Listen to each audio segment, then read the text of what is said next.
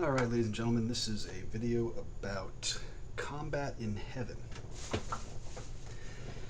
So this is the most daunting wall, obviously. This is the first of several walls. This is the cast 3 wall also. This is the number one reason why a lot of people are not cast 3s, is because they're scared of immortality training. Yeah. So, God is here to raise immortals.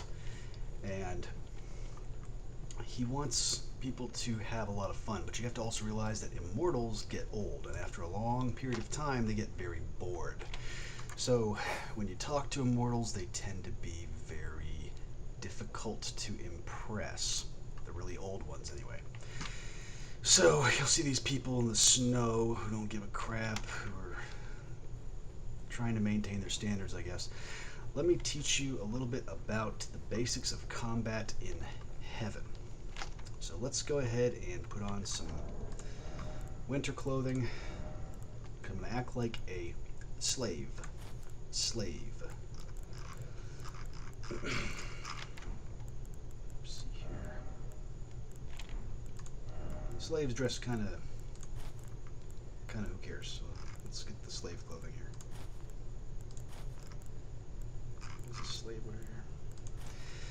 Well, this is the prophet outfit here, like that. Let's get these things replaced with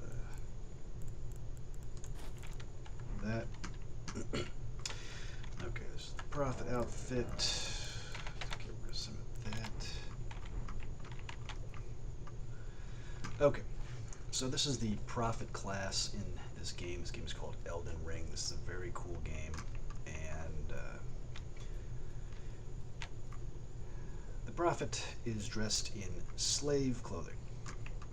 Now, I will remind you, this is a Japanese game interpreting the ways of the West, so it does things a little strangely, but it is very Japanese and very Ronin looking kind of slave outfit. But we have to talk about this word slave, because a slave has a full corporeal body. But if you have been keeping up with these videos, you will know that I am standing in Dark Angel Heaven right now. This is Dark Angel Heaven. This is a magic city protected by magic wards. See how there's a sort of a wall right here? Can't pass through, it's made out of magic. These kinds of cities are in hell. Okay, this is called heaven. When you go into hell and you find these magic cities that are protected by magic.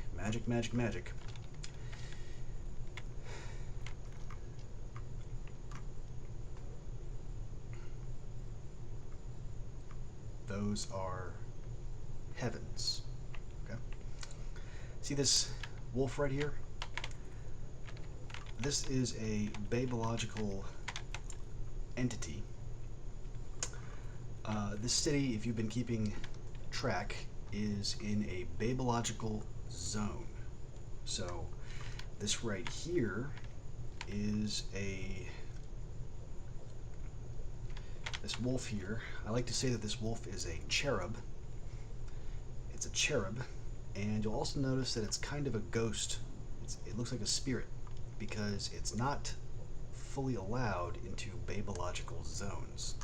So what I'm doing right now is not in reg. This is not allowed. If I were a true slave, I would be even less visible than this guy. I would actually be kind of like one of these guys over here. Let's see. If I were a slave, I look like this guy right here. Just sort of like a memory almost. So let's go out here. Let's go to hell. And let's act like a slave for a little bit.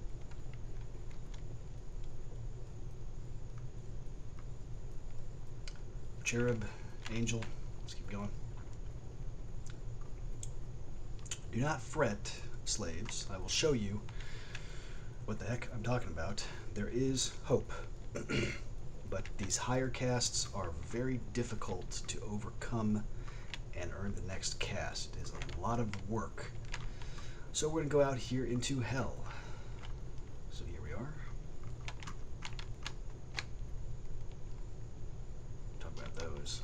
frog people. That's a really important thing. We'll talk about them later. Okay, so here I am actually in Hell. I'm in the middle of nowhere. That's what hell really is. It's the middle of nowhere. And you'll notice that this city is protected by a magic ward. See that aqua-colored, greenish aqua-colored magic? That is a ward. And I want you to imagine, I want you to pretend with me, that aqua is a different zone. That aqua signifies that is not hell. Okay, so what would happen is somebody in hell over here, a slave, a caste 21. I look like a caste 21 right now. I look like a fully grown caste 21. Alright, so let's change our attire a little bit because, well, this is just fine. Okay.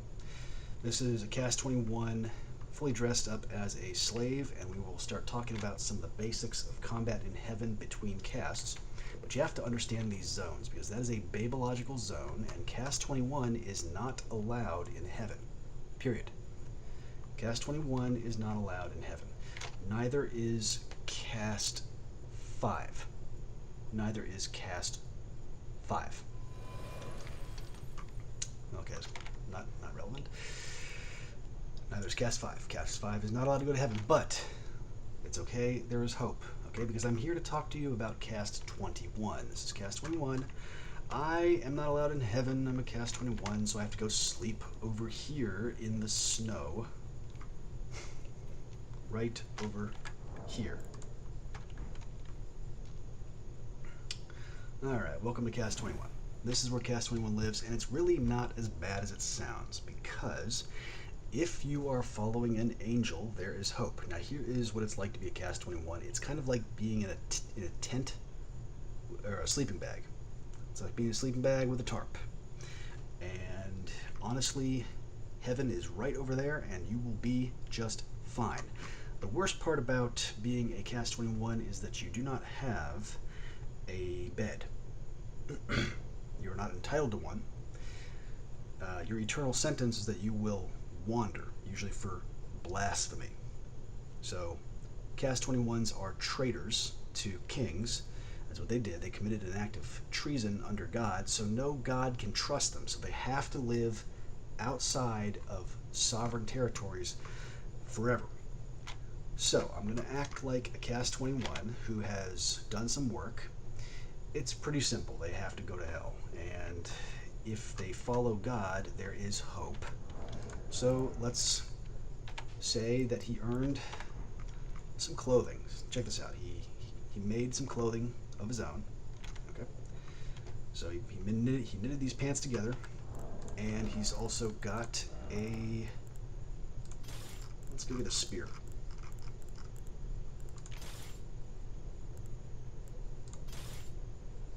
Not a parson, just a big old club. So let's go do this. So this caste 21 is running around, and what he does on a regular basis is he is in hell and he runs up to God's kingdom, or heaven rather. He goes up to heaven like this, and from afar he kneels and he prays and he says, I am a slave, load 5, reporting as ordered. I am going to be doing some hunting. I will be here if you need me. And we'll start there. And then he goes out here and he does some hunting. Now, I was a martial artist, and I will tell you that this slave does nothing but martial arts and hunting. So he's got a very high metabolism, and he's living out in the forest, and he hunts.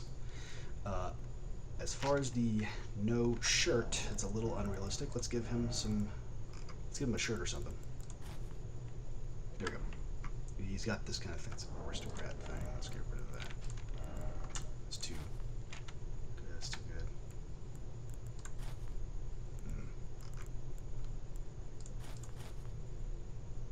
Here we go. All right, he got this kind. He made a tunic kind of thing. So he's gonna go over here, and these are what look like caste 2s actually. We'll call these orcs. These are gods. They're weird. Okay. But let's,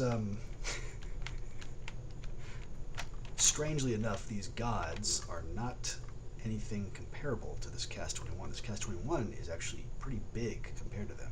Can you believe those are gods? Gods are these weird things, these mutants. In maybe 100 years, these things will be magnificent, or at least very big. So let's get in a fight with one of them. This is what it's like to fight a god. See, they're kind of big. Kind of big, kind of intimidating.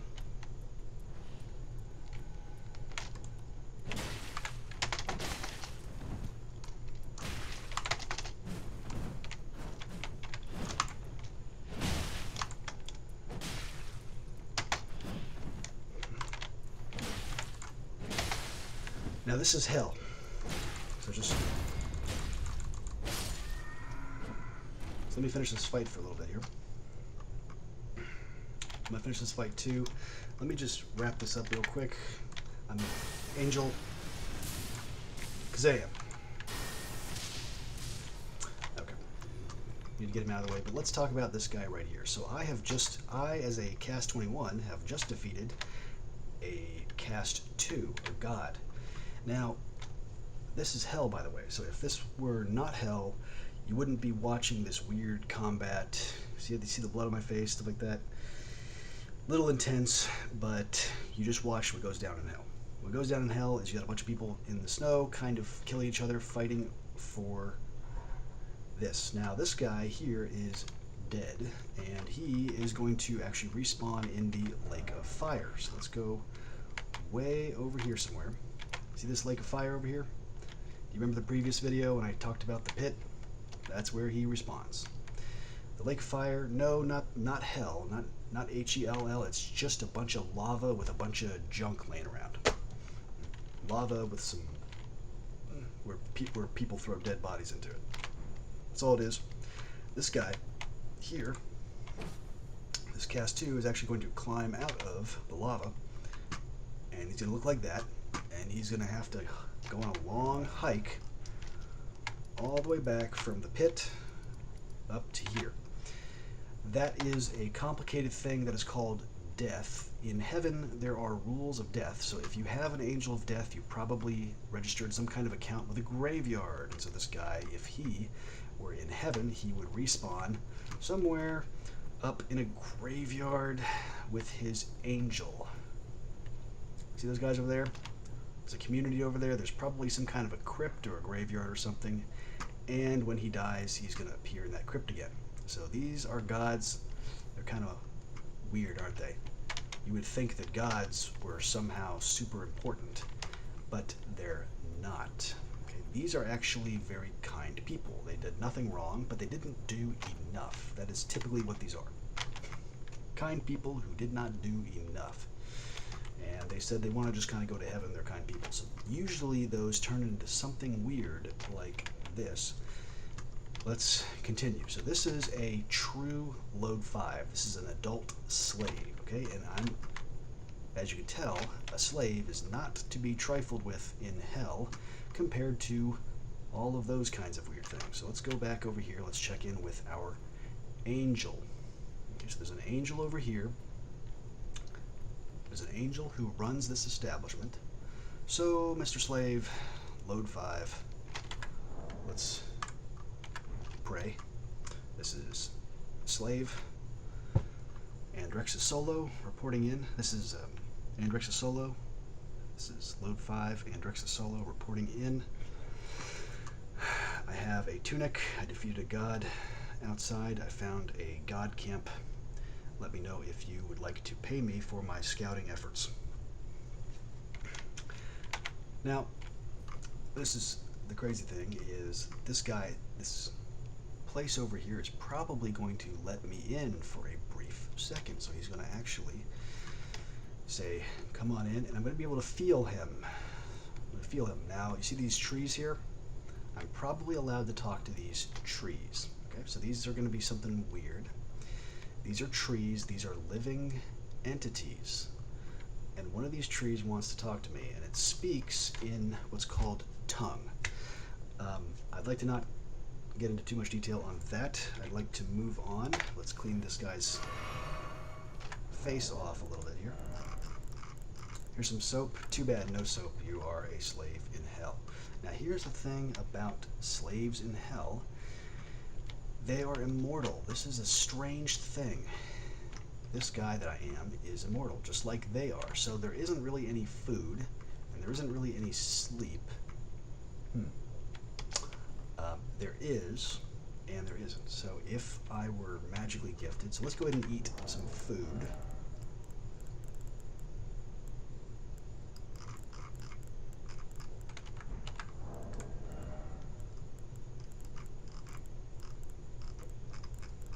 Let's eat some kind of food here. Dried liver. Hot diggity dog. Let's eat some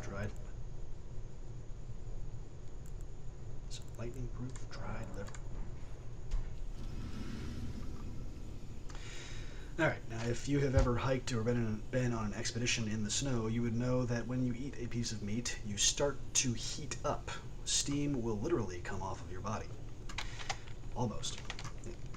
So, that's an interesting thing. But now you have witnessed what it's like to be a load 5. This is not a caste system, this is the load system. And so heaven is right over there, and you are probably noticing that load 5s and caste 21s do get to go to heaven if you consider that heaven is right over there.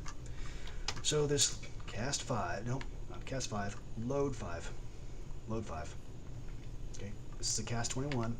We'll talk about caste 5 later. Okay. About caste 5 later. This is a caste 21, and he is looking at these guys over here that he defeated. And let's say he earned a piece of meat. See how he is, not meat, but let's do something different here. What kind of food, when this caste 21 discovered this camp, he prayed to the angel, and the angel paid him in some kind of thing. And let's say he was paid in, it's going to be some kind of candy. Now these are called boluses. What kind of food we got here? Salted flesh. Food in the afterlife. There is flesh from other people, which that's kind of a hell thing. Let's stay away from that for a minute. Foot. That's some kind of a, I don't want to talk about pickled fowl foot. It's going to probably be one of these interesting perfume bottles here, because food in heaven is a bit different. You see some berries, there's probably some fruit, but let's drink one of these perfume bottles here.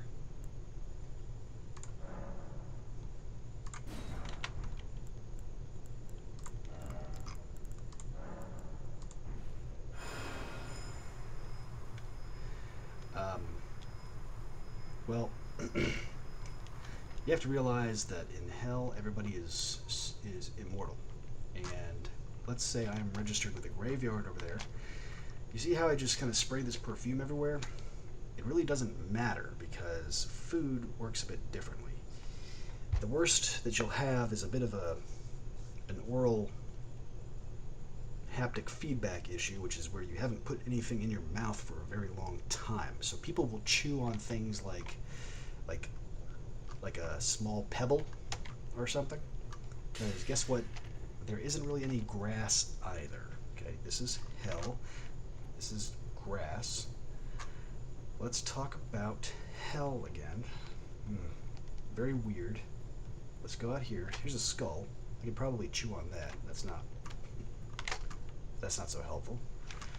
Let's talk about hell. So we're in the middle of the snow. Plenty of snow. And really not much anything else. Now let's talk about babes. Let's go to grass. See, now suddenly I'm in a babological zone because there's grass. Did you know there's no grass in hell? Not necessarily. Not necessarily. Grass is a living being. You can actually talk to it via prayer. It takes a while to know that it's talking back, though.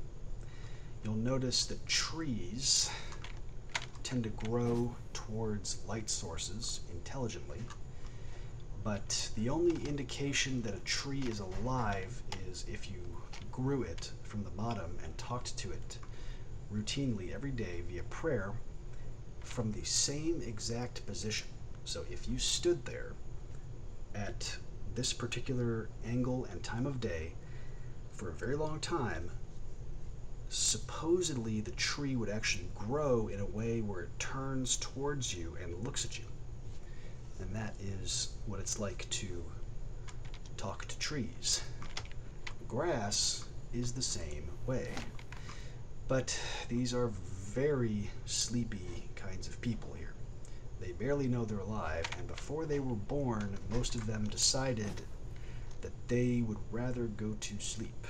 So there are types of babes that chose all kinds of things, and these all get thrown into the lake of fire like they're asleep or something, and then they're raised as ghouls, and eventually they turn into gargoyles. Can you believe that? These all blades of grass turn into these weird little pesky things called gargoyles. So they're called ghouls, actually. But let's go back here for a minute. So here we are, a Cast 21 in the snow. And what you're going to do as a Cast 21 is you're going to eventually meet other Cast 21s. And so you turn into a pack of Cast 21s. Let's pretend that those guys over there are Cast 21 hunters. See, there's one up there, and there's one right there. Maybe I can get a little bit closer. Cast 21, the worst thing that Cast 21 has to deal with is drama. Essentially, if you're a Cast 21, sometimes it's a little dark. Sometimes you just need to stand in places with light. And it's a lot like being on planet Earth. You need a job where you start to sink into the ground circumstantially. And there's this sort of need to have something to do, and a lot of what you have to do are going to be sad stories. So if you like sad stories, and how do I put it? You ever seen a movie where somebody shouts, "No, no"? When somebody shouts "no," if you've ever heard a movie, watched a movie like that or something, that is the fun of being a Cast 21.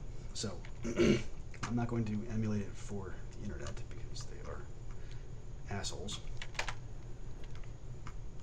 Let's talk about Cast 21 entering a Babological zone. Now, if I were to go to this Babological zone, I would probably freeze in position and actually probably just go like this. This is a bit of a ruthless sensation that you'll realize. Every person who talks to God has to pass through what's called mercy training.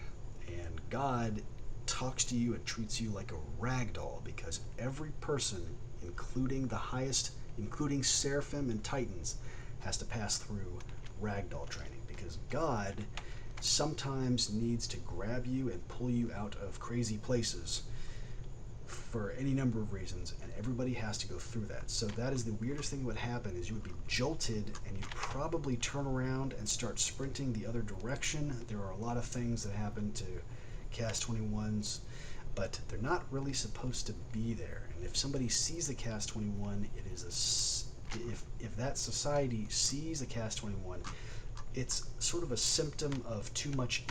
It's a sign of too much information, which can be a problem.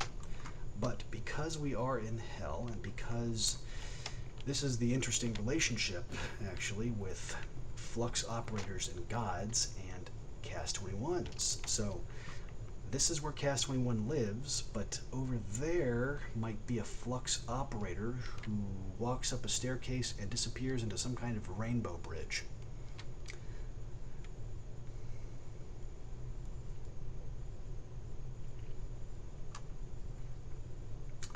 So you'll notice that gods and Cast 21s work together.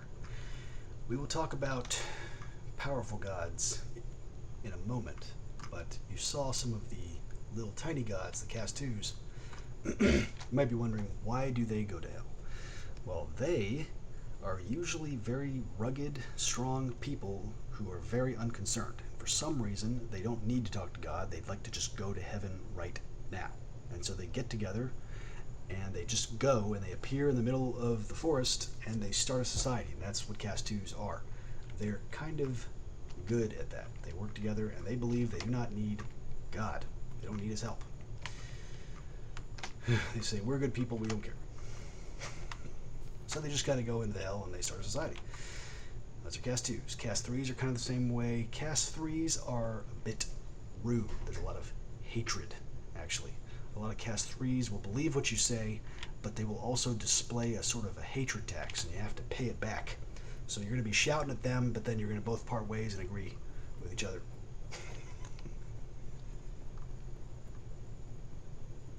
That's kind of what Cast 3 is at the lower ends. So here is a god over here.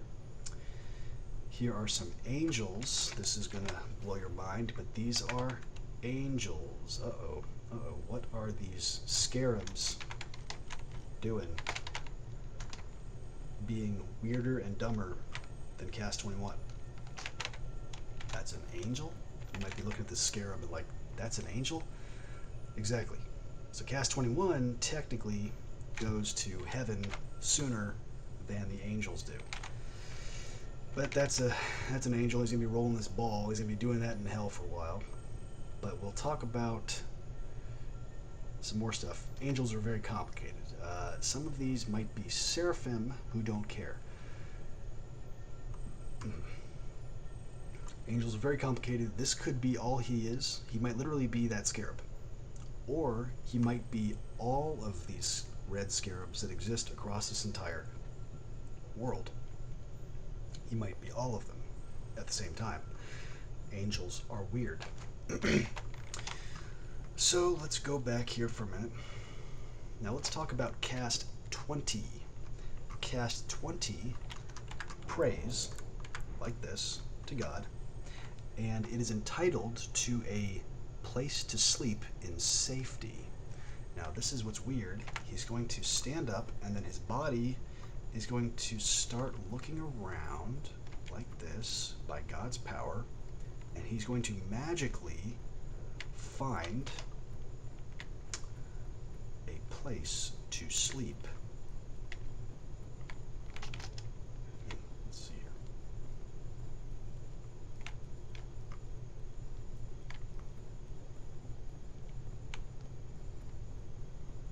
He's going to magically find a place to sleep like this.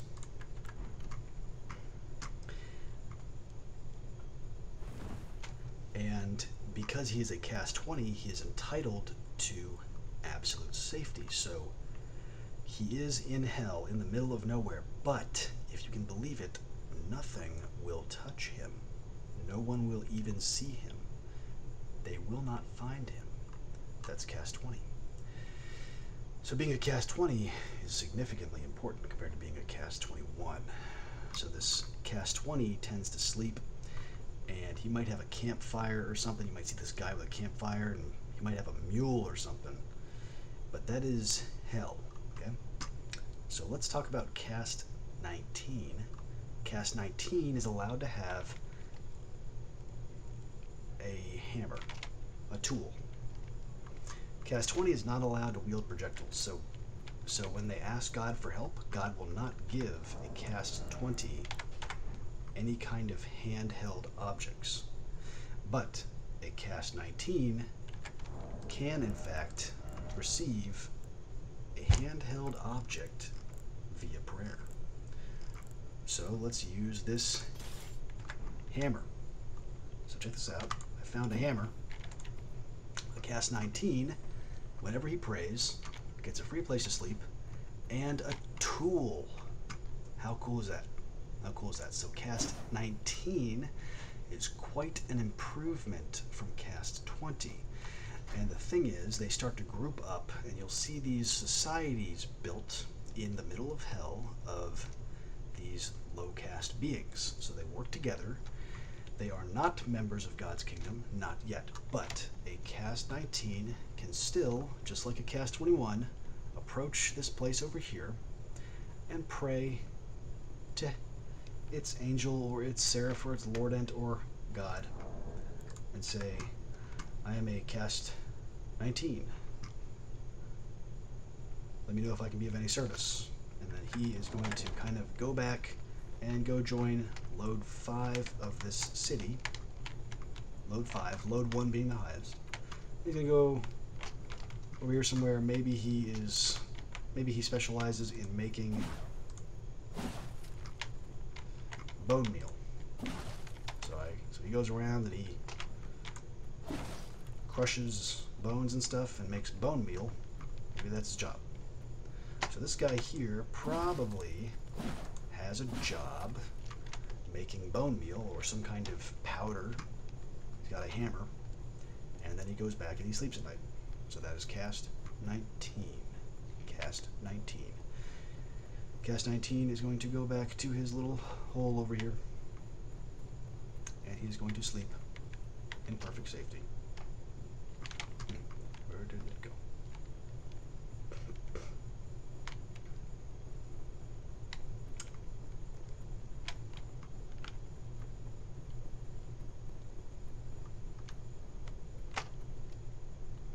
Not going over there.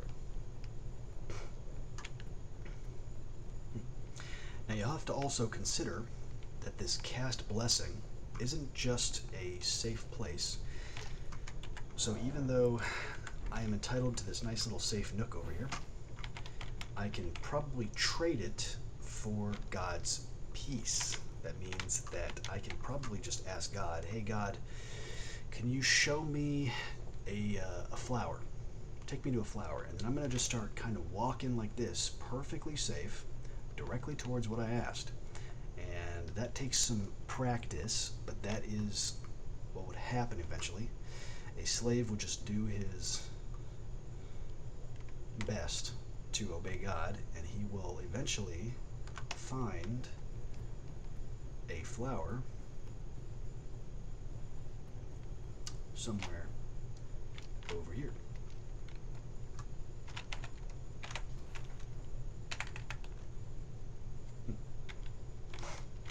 So, let's go act like a cast 18. And then I'm going to have to kind of speed this up. I'm going to have to skip to cast 12 and then cast 5. Well, cast 12 and then cast 9 and then cast 5. Okay, so this is a cast 19. Alright, cast 18 is allowed to own property. That's what it was. A cast 18 is allowed to own property. So, instead of this slavery garb here, he actually has something a bit nicer looking. Oh, too nice. That's too nice looking. Let's try... Let's get some pants first. Let's get some pants. There we go. What kind of clothes we got here?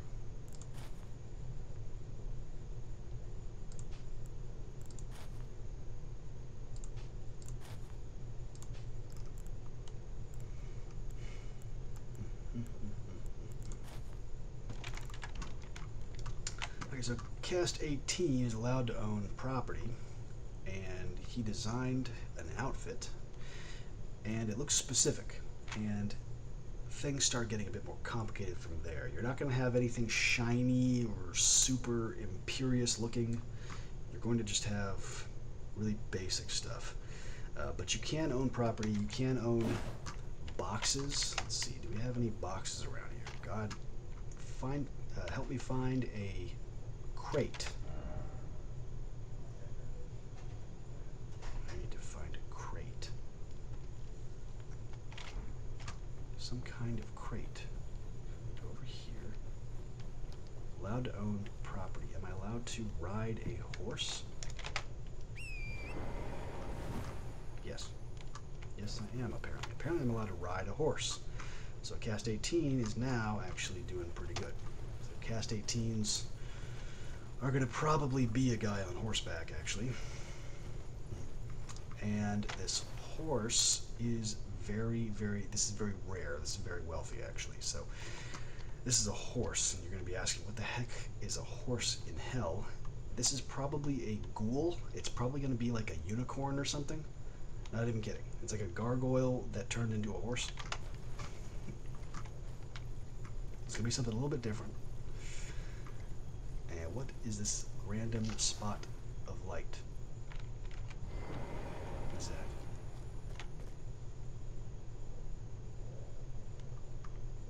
What is that? God?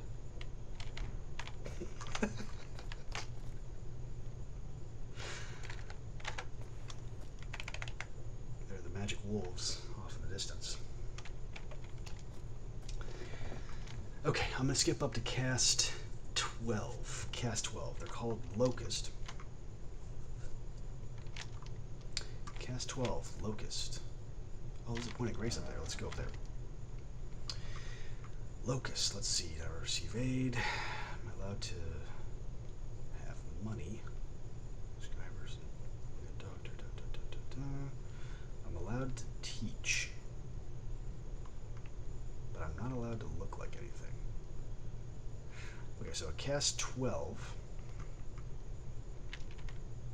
is called a Locust. And let's actually just do this for a minute.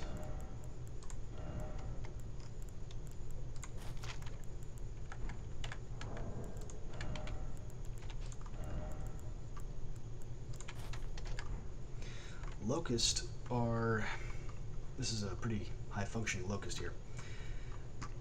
But it's the same thing, but they're kind of the military. Locusts are kind of the military of the lower castes, and there's a lot that goes into that. They're not allowed to receive a wife via prayer. That's the biggest thing about Cast 12. Whenever an angel or a king wants to talk to everybody, they go to Cast 12 first. Because Cast 12 is the Locust, which just means all of the rabble. So these guys are a point of contact eventually. And we're going to go up here to this Site of Grace, because I want to show you something. Cast 12s represent housing on the bottom of hell. Housing on the bottom of hell. So if you kind of just sit here and imagine this guy right here, this guy traded his dwelling for an interesting little light that provides nutrients, rest, and all needs in the middle of hell. Now this thing here might need to recharge, but Locusts are going to be impossible to deny in the very bottom of hell. So if I were in hell, I'd have a full bedroom at the very bottom of hell. Full bedroom? No, not a full bedroom. A cave with a sleeping bag, and I can put a fire in there and stuff. So it's not a pretty room. It's not a pretty room, but I traded all of it for a magic light, and that's pretty nice. So that's kind of what Locusts are. Locusts are bad guys. I mean, that's how God reviews them. That's how God regards them. He regards them as villains. They made God very angry for a split second. They made God angry, and then they immediately repented.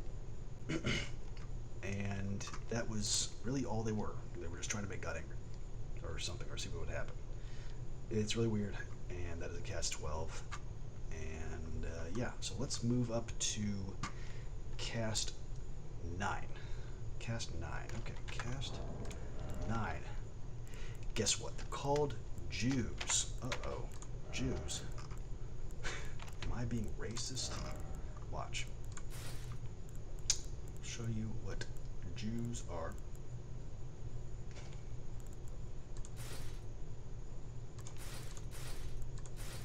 Am I being anti-Semitic? Something generic looking.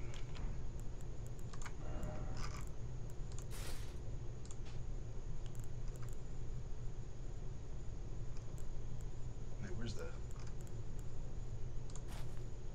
Yeah, there we go.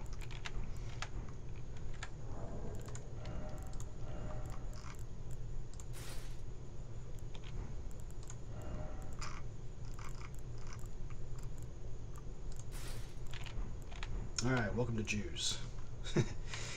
This is cast 9. Cast 9 is actually going to be living in a castle. See these guys over here? Yeah, look at that. Yeah, that's some kind of convoy, a couple of guides, a bunch of weird stuff, probably a bunch of riffraff, some kind of locust over there. A Jew is a cast 9.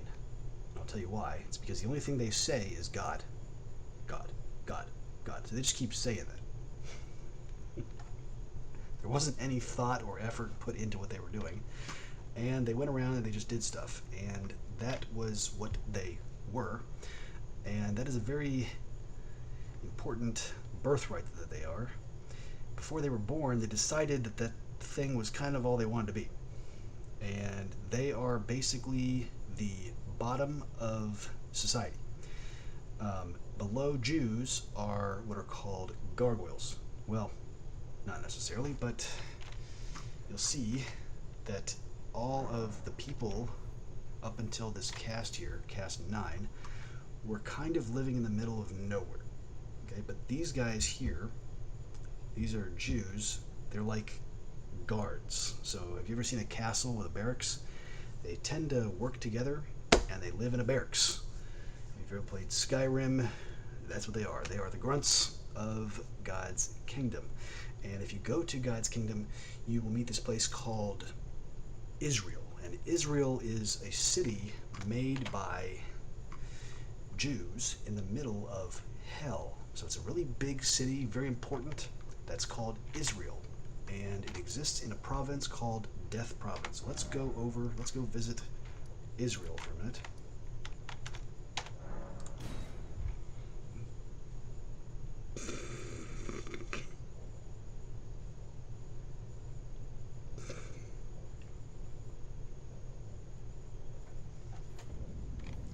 Israel, yeah, all kinds of stuff. Big castle, actually. Giant castle. A bunch of people work together. This is called Israel. That means God is also there. God with us, whatever. God is also there. And Israel is a big city in the middle of hell. But it's not just one city, it's a province of these cities. So a cast 9 is a part of the family, if you could believe it. They are part of the family, but they're still load 5s. Load 5s, yeah, slaves technically. Still a slave, still in hell, but things over here are much better than everybody else, except for that scary angel right there. Let's walk away from that guy.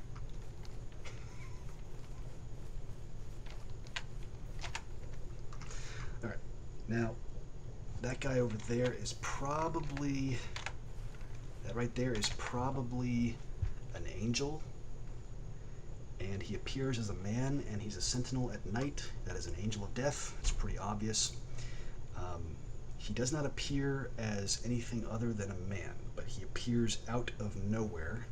Angels are weird. We'll talk about angels later. So this Jew hides into the bushes away from the angel. Alright, above Jew is what's called Rottweilers. Rottweilers. Caste 8. Caste 8 was hateful towards everybody and intimidating, but had no intention of following through. It's kind of weird, but that's what Caste 8 was. And in some ways, there's a goodness to it because they also stick together, but the problem with Caste 8 is they're not allowed to wear uniforms in heaven. So we have to talk about Jews for a minute, because you'll notice I'm wearing this suit of armor here, and it's got the name of the place that I'm representing. And this is sort of the flux here, the flux between heaven and hell. So over here in heaven, I would probably not be a soldier at all. I would probably be just some guy who helps sort books. Probably just some guy who sorts books. Because as a slave, this is a Caste 9. Caste 9s are not allowed to be indifferent. They're not allowed to be indifferent, which means that this heaven city, made by God, needs me to go and take care of stuff. So as a Jew, I have to come over here and I have to clean this little building over here. Clean this building. To wash off the moss, gotta clean it up. Gotta chisel this bit of erosion off over here. Gotta pluck this weird bee over here. They're not allowed to be indifferent, so they have to do something to help out. Now, below Jews is, so over here is this sort of, let's go over here again. Death's coming back. This city up here is Death Providence. So check this out. Let's go up here. See that guy right there? Those are Jews right there. Right there, those are Jews. They stand there at the very edge of Israel, which is technically lower heaven. That's a big crossbow. I don't want to get hit by that. I don't want to go any closer. These guys stand the watch, and then they go home, and they sleep in a barracks. And that is technically heaven in there. So let's spin around for a minute. And let's go to Death Providence. Over here is death over here. Death over here. In death, this is not heaven. In death, I'm allowed to be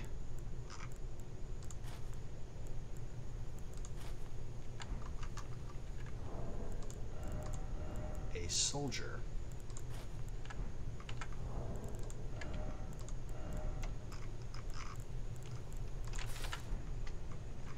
In Death Providence, I'm allowed to be a soldier.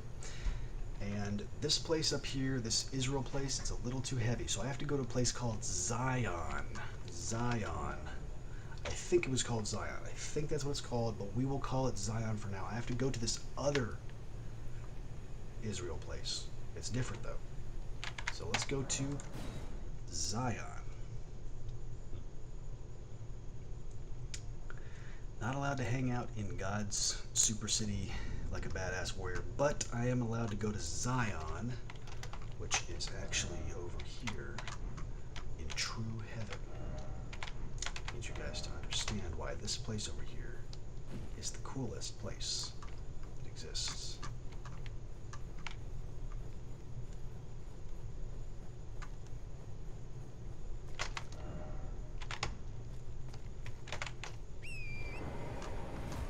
Jew, I'm actually doing pretty good. Got a horse I can summon.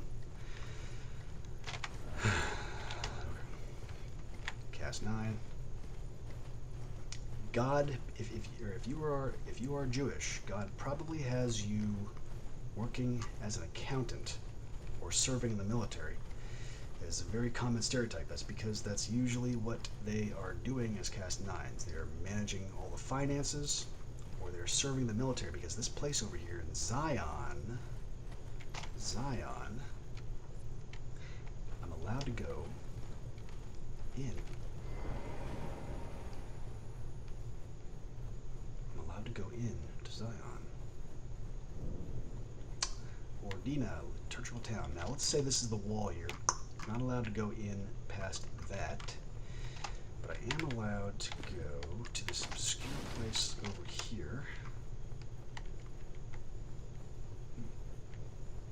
Let's go over here. Well, there's that. Alright, let's talk about Zion for a minute. So the Jews, the Cast Nines, are this kind of anchor point between heaven and hell, or rather between, what's it called? An anchor point between sovereignty and unsovereignty. Sovereignty and unsovereignty. So, let's go where the Archangel lives.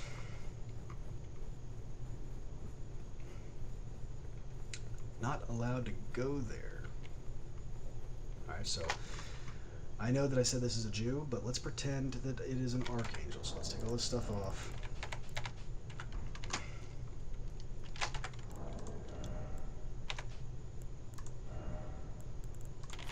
Let's turn into a god for a moment.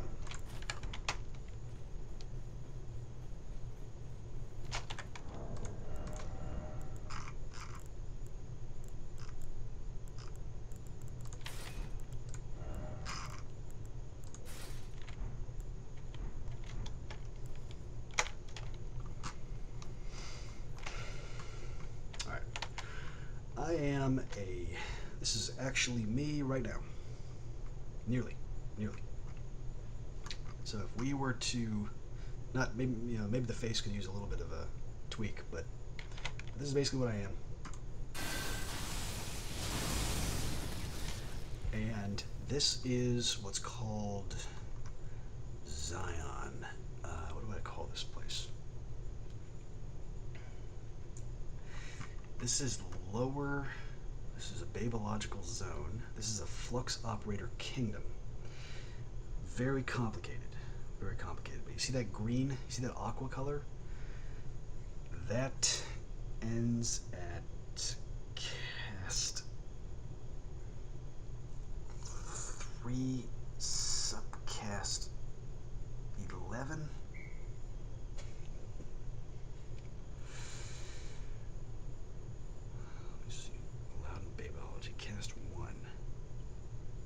Okay, yeah, I figured it out.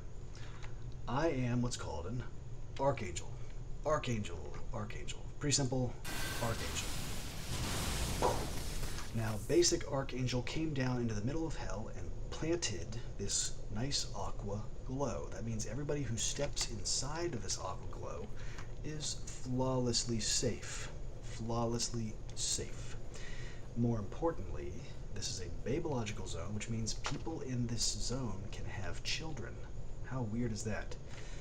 Let's pretend that this building over here is a schoolhouse for children, and the children live on the other side of this wall somewhere, and they are not to be interfered with. And when we step outside, this city is a mess. I can barely explain to you the city. I would have to sit down for probably 2 hours and map this city out on a spreadsheet, but I will tell you that this guy right here is probably a cherub or an angel, and he is halfway in between this dimension and somewhere else. Halfway in between this dimension and somewhere else. And you see this guy right here? That is probably a cast 4. It's probably a cast 4. Princes. So the princes get to live here. He's doing some kind of interpretive dance, I guess. Let's see. White. There's a white guy. Death. That's probably a cast 3 right there. That's probably a cast 3. See these right here? See this stone? This is probably actually a god. And he probably teleports into this statue sometimes and talks through its mouth. So that's pretty cool. So this is a pretty high-ranking place right now. This is me. This is Club Joe. Club Joe trying to start his own country here. It's a little small, but it is the basics of this country. It is the basics of Zion. And so just like that giant Israel, this is Archangel Megathron right here, building his own Zion, building his own Israel. Okay? That's called Zion. Zion. So we will move into here. It's called Zion. It is actually called Zion. We are calling it Zion. Now we're going to go over here. Talk about this girl here. That's probably an angel. She's probably halfway in between dimensions. She's probably doing work. This body here is probably what's called a vent. It's a vent. That means it's kind of like a statue. It's there. It is sentient. I can actually talk to it, but it is not her. Angels are weird. It is her, but it is not her prophet. It is not her prophet body. So if she were actually here, this person would probably wake up and then become fully corporeal. See how I made out of skin and flesh? She would become corporeal, just like me, if that were the actual prophet. So that's probably what she is. This is a very expensive city. And if you were to pretend that I am a flux operator, this is a Lord 7. This is a very common Lord 7 kingdom. Flux operator. Flux operator. Now check this out. See these flowers? These are living beings. These are children. And the flux operator can pluck flowers. See, in the afterlife, children belong to people who are particularly high in caste. So this flux operator, this man 7, let's pretend that I'm a man 7. I own this city, but I am gifted, okay? It's fairly simple. I have a prophet. A prophet made this possible. Being a prophet is a different lifestyle. So a prophet probably installed an angel into the city, like this girl over here. This girl over here is probably an angel, and she probably has a temple, and she's letting me borrow the power from her temple to produce this aqua glow, this magic glow that protects the city. That is produced by an angel temple. So you do have a caste 1. This wolf over here, see this wolf? Or dog? See this wolf? This wolf probably is a cherub and has a temple. And that temple, that giant golden pyramid in God's kingdom, is paying for this nice, wonderful glow here. But that cherub is fairly small. His God body is not so strong, so the two of you are doing a bit of a trade-off. The man 7 is running a kingdom, and at the same time allowing this cherub to grow and learn, while the cherub lends the man 7 the power to host a babological zone. This is a simple trade. So that is a flux operator kingdom. It's kind of like this. It is a king, and unfortunately you will meet a lot of cherubim that are working on their titan. This is probably a titan. It's very weak. So he's going to be down here for a long time working on his titan. He wants to live in the snow, but you are allowed to borrow his temple in the meantime. And that is what a flux operator king is. So this is called a prophet. See this wolf here? That would be your prophet. Your prophet would be a guy who kinged you, essentially. He lets you have the power of God. And he also knows all the intricacies of how to register this kingdom with heaven. And that is man 7. That is flux operator. So let's go back to Jew for a minute. Let's turn back into a Jew.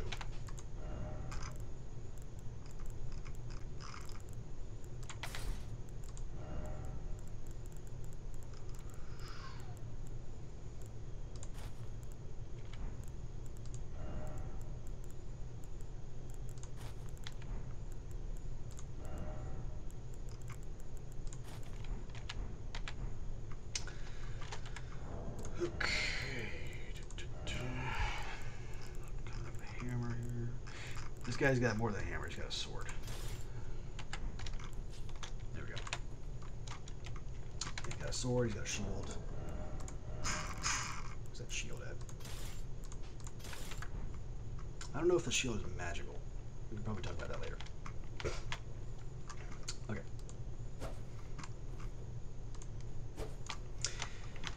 Alright, this Jew lives, let's see, so this is the Flux Operator Kingdom. He is borrowing a Caste 1. I have to do a little bit of calculation here. I'm going to voice this out loud because I'm learning myself about this topic, but this is a Caste 9. He is a Jew and he lives at sort of the edge of Zion, so he probably mans this little turret over here. Probably stands the watch. And he gets paid to exist in heaven in that little building over there. So you see that building right there? He probably sleeps in that building right there. And that is what Jews are. Now let's talk about Caste 8. Caste 8 is a caste above this guy. Caste 8 is probably right over here. Closer in, slightly farther away from stray arrows. It's probably a Caste 8 over here. I'll show you something about Caste 8. Caste 8 is not allowed to represent. So Caste 8 is the same thing. Caste 8 is going to go over here at the lowest. You see this? Caste 8 is going to go here at the lowest. But he doesn't have to care. He doesn't have to care. Caste 8 doesn't have to care. So Caste 9 is going to go to this turret over here. He's going to stand here for a little bit, stand some watch, and then he's going to go into hell. And he's going to go find the Caste 12s, the locust. Go find the Caste 12. It's going to be like a Caste 13 or something. It's pretty simple. You're going to probably go find a Caste 10. You're going to find a Caste 10, there's probably going to be some guy over here. Maybe that person right there is the Caste 10, and I'm going to shout at them.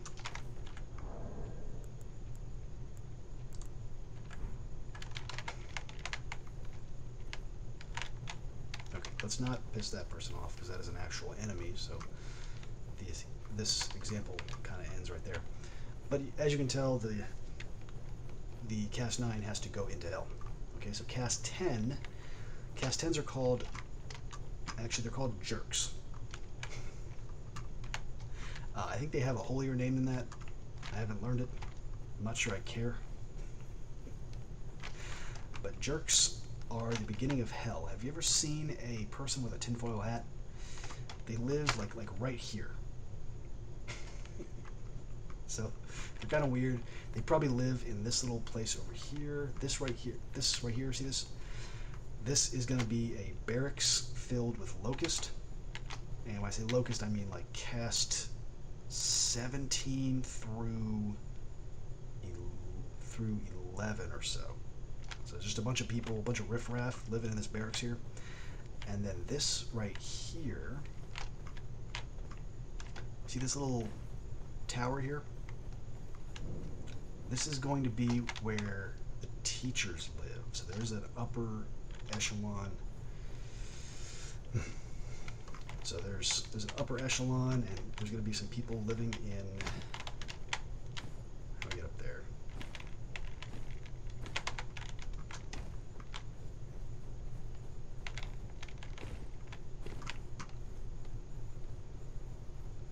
Caste 10. See this wall right here? This wall is basically the wall of Caste 11. So I am basically a Caste 11, nice and safe behind this wall.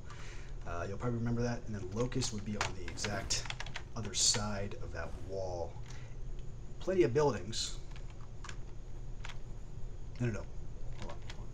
Yeah, that's yeah. This is 11. 11 is on this side of the wall, and then 12 pissed God off, so they have to live on this side of the wall forever.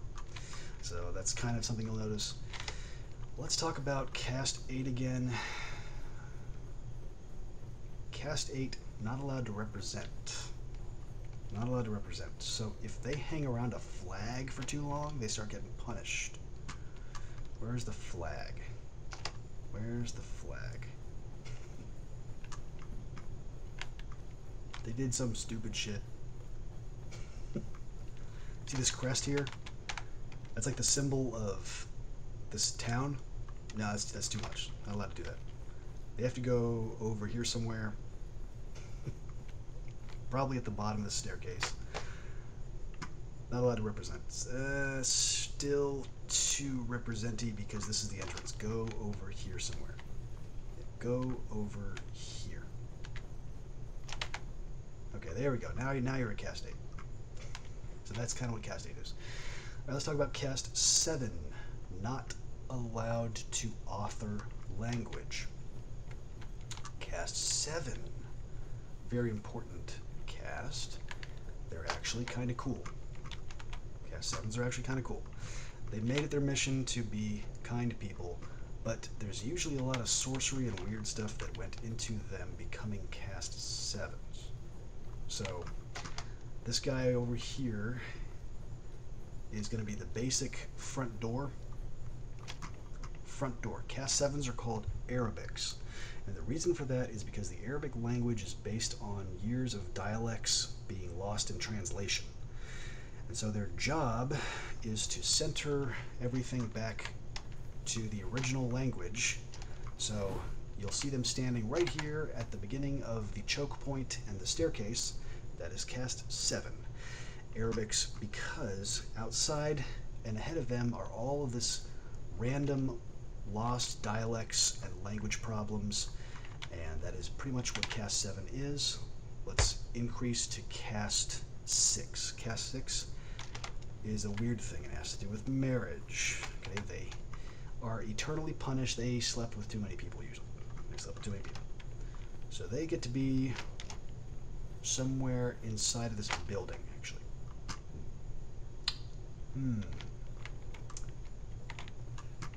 Let's see. It's going to be something like this. There's an upper tier, and that is Caste 6. Caste 6 is like it's like the special forces of Zion. So Caste 6, this is probably what this angel is probably acting like a Caste 6 right here.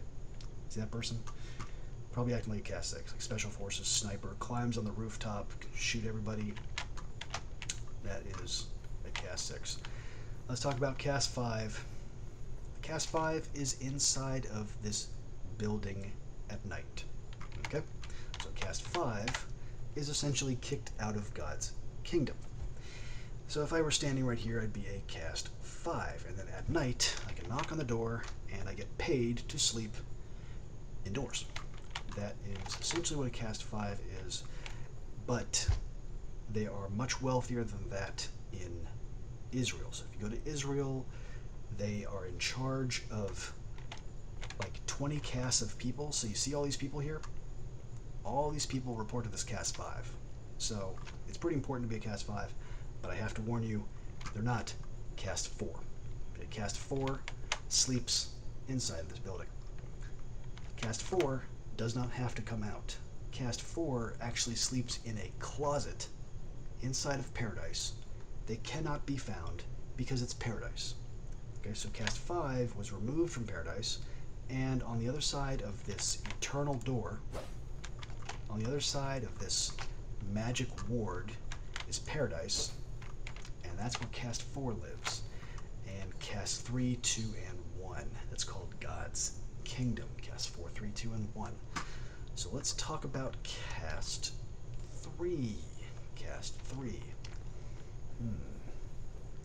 Caste 3 is this guy right here.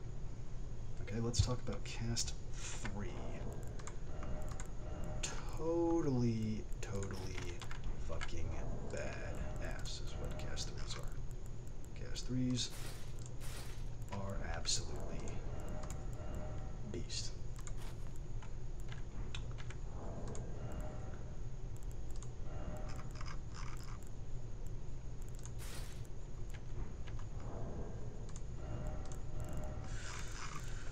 Okay, let's get a big, some kind of big thing over here. Actually, let's get this great bow over here. Let's get this fucking badass thing. Alright, what is the absolute most badass knight you have ever seen? What's the most badass human you've ever seen? That is a cast 3, okay? This guy is from heaven. He is kind of a king, but he's a little bit less than a king. It's called a lord. So this knight here, this knight, probably owns this city temporarily. So he's kind of like he's a lord. He's going to probably stand in for the Archangel or the Flux Operator. This is probably a cast 3, subcast 11. Okay, 11 is going to be this knight like this. And when he brings out all his buddies, it starts to look like the Cast 6 Society. But let's not talk about that. And Cast 3 is right here. So here's Cast 3 subcast 14, 13, 12, 11, 10, 9, 8, and 7. 7 is right here. Flux Operator. This doorway here that we're looking at, let's take a look at this doorway. This portal leads to the Halig tree in this game, but I want you to imagine that it leads to a place. It leads to wherever prophets want. Okay, so if I were the king of this city,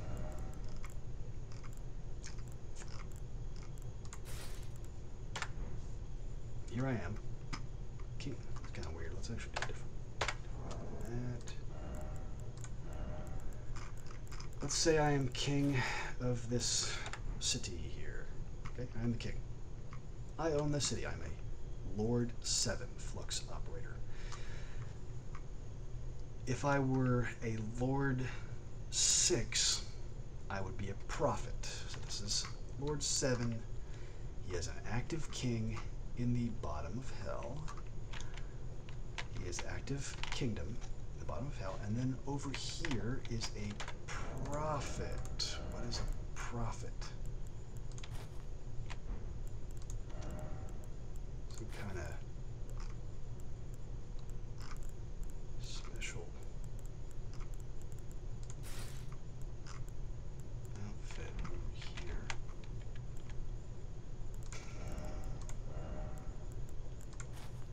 What is that? Let's do something.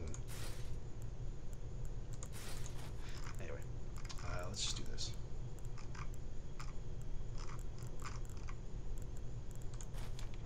I'll show you what I am. Here is me over here.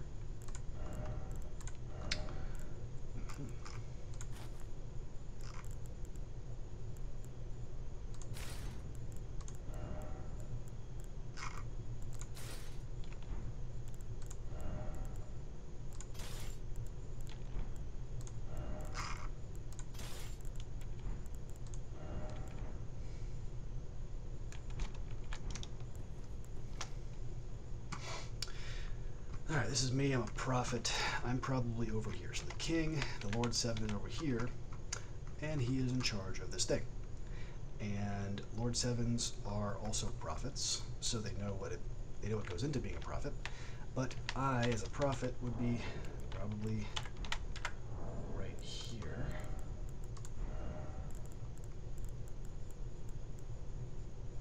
Where is it?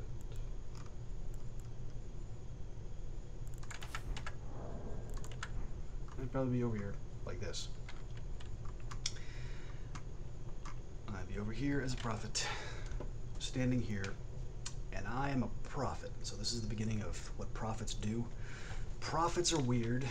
It's this guy over here, and then he disappears into this scary wormhole, never to be seen again, not knowing where he is or what time he will come out. And then he comes out randomly and stands right here again. And that's what prophets do. So let's talk about meat. Meat. Well, I'll go ahead and be a prophet. I'll teach you. You don't need to talk about the king anymore.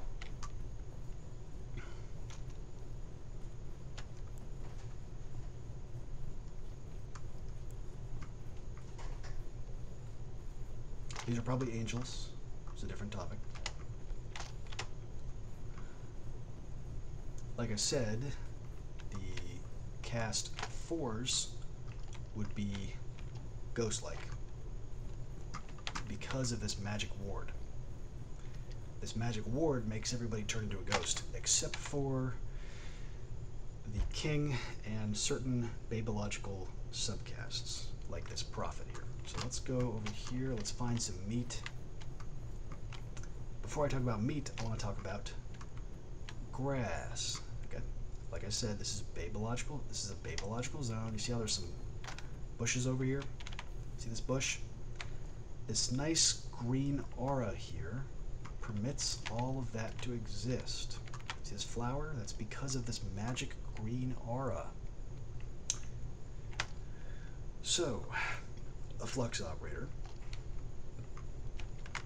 works closely with a cherub, or a prophet even, and builds a kingdom, and it has a babological zone, which means it can support life. Mortal life is allowed to interact with mortal lives. And the number one thing we'll do is we'll pluck this flower here, Miquella's lily, because that is not something any of you are allowed to have. When you go to the afterlife, you're not allowed to talk to mortals. See this ghost here? That's kind of what you are. You don't actually get to be here. Everything here is probably a little inside out to you. Okay, so if we step out here and look in, see now I have stepped outside of this green zone. That green zone is a paradise. That is a babological ward of sorts. Okay, so see how that wolf over there? See how that wolf is a ghost? That's what it does. It kicks everybody out. No spirits allowed. No ghosts. No demons. No slaves. No cast 4s. No nobody. No cast 2s. Not even cast 2s. Not even cast 1s. This thing kicks everybody out who doesn't have a crown. Very important. So when you live your daily lives and you look around, you live in that babological zone. So you guys all technically live inside of that green aura. That is a babological zone. That's the nursery. That is kindergarten. That's where you guys live. It's nice and safe. It's protected by God. That's where you live. What you are capable of doing right now, if you want to, is leaving that zone and entering hell over here. You can go to this place. It's called Sheol, actually. So if you pray to God to show you about hell, you will actually go into hell, and you'll go into this middle of nowhere place, and everything is much more real. And you will meet these people who come out of nowhere and they're telepathic or something. It's weird, but that is what will happen. Let's not make those wolves angry. But then as soon as I walk into here, see out here, I have all kinds of power in hell. All kinds of power in hell. And then when I approach this zone, suddenly everything that's not allowed disappears. So for example, maybe your horse was not allowed. That horse would disappear. So I want to talk about combat now. Combat is run by what's called death. Death. Death is another name of God. He's in charge of this black place. It's just all black. There's nothing there. You're floating in the middle of nowhere black. It's called Death. Very important place to go. Very important place to learn. Combat and death. How do I talk about this?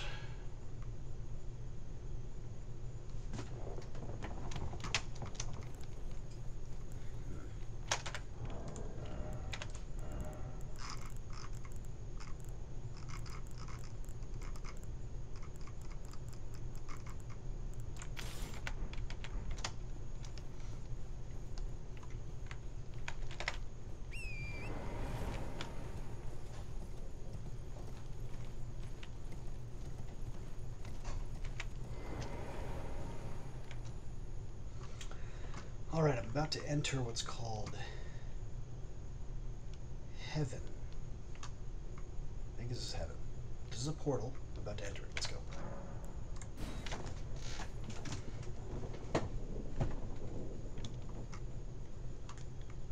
Everything is different. See, the wolf is gone. The wolf is not there. Seems to be some kind of statue of a goddess up there praying. I've played this before, so I know what's happening. There's a really scary angel of death walking around down there somewhere.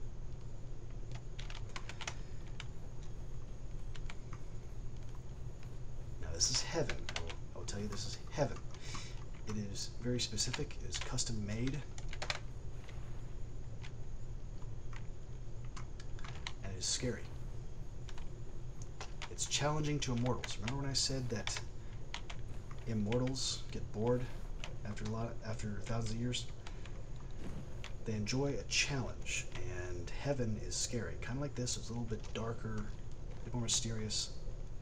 I do not want to mess this up. Where is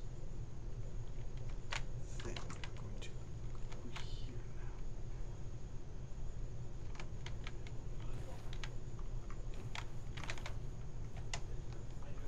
There's somebody. Different dimension.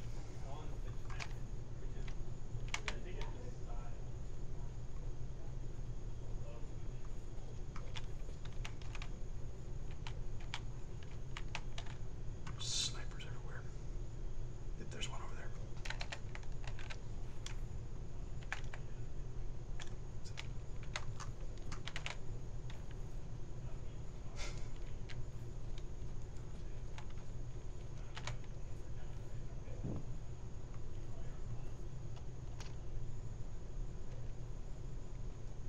Do it.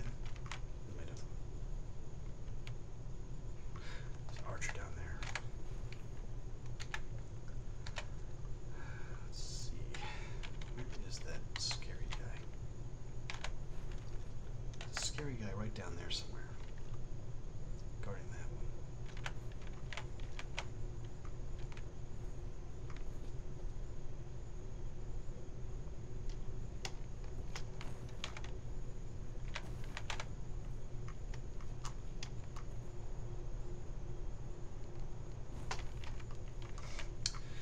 So, immortals are bored. They like to have fun. And so, a king came down and built this city, and then all kinds of people from heaven come down and want to participate. So the Lord Seven enjoys building a city and a kingdom, and you're going to have all these heaven people come down. So there's going to be a bunch of cast 3s, a bunch of cast 4s, a bunch of cast 2s and 1s. Heaven people are going to come down, and they're going to want to do something fun. And the basic example is this. Now you'll notice, see how there's like a wall? You see that fog right there? See that fog? It's a wall. And I'm only allowed inside of this little city here. So that is kind of a miniature heaven, okay? And there's a bunch of people fighting each other, and they're doing something in particular. I'm not going to go into too much detail, but you will watch me fight some of these people.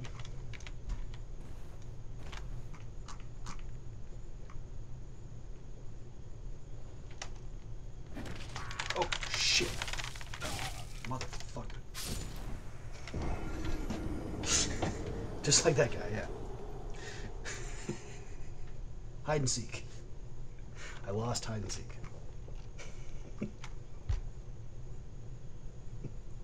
That's the scary guy. Okay, just got my butt kicked. Let's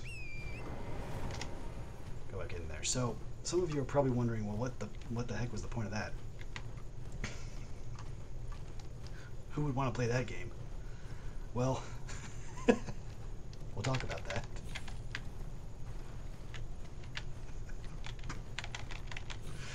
That wasn't a very fun game.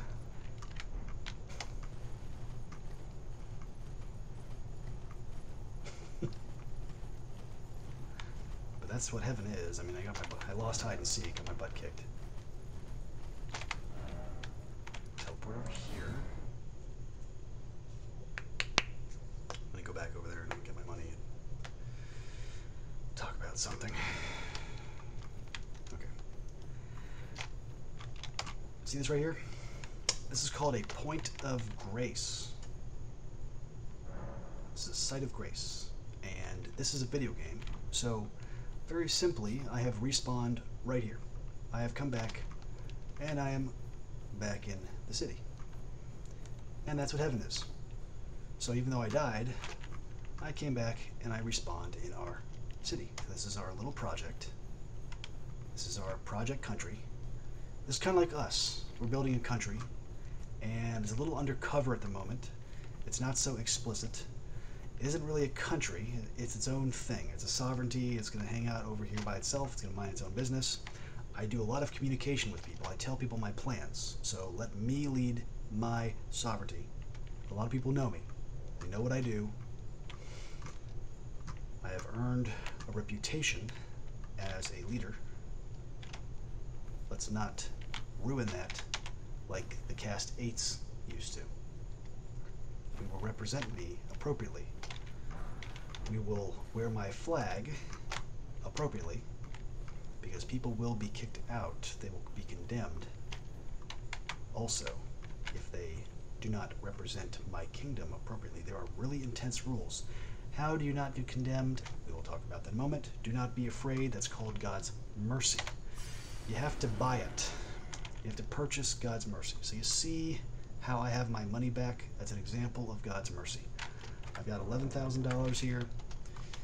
This is an angel. She's kind of hanging out here. This is the angel who was probably up there on that building, the sniper. And who's this corpse here? Could be anybody.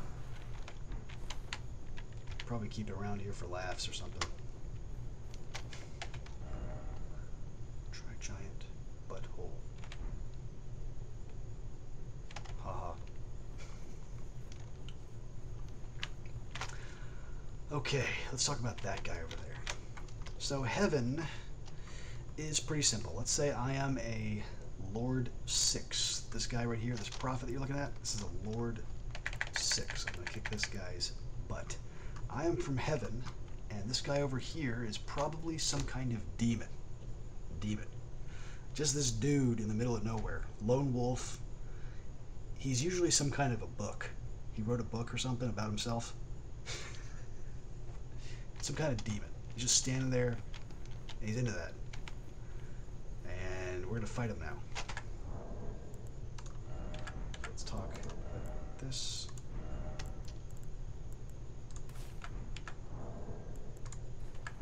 Hey! Hey, you. Hey! Hey, you.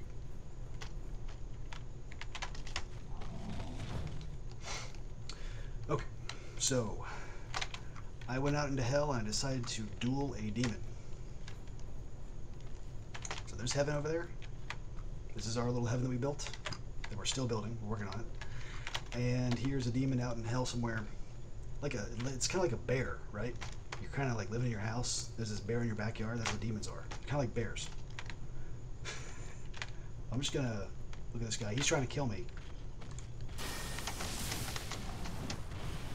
So I'm gonna kill him right back.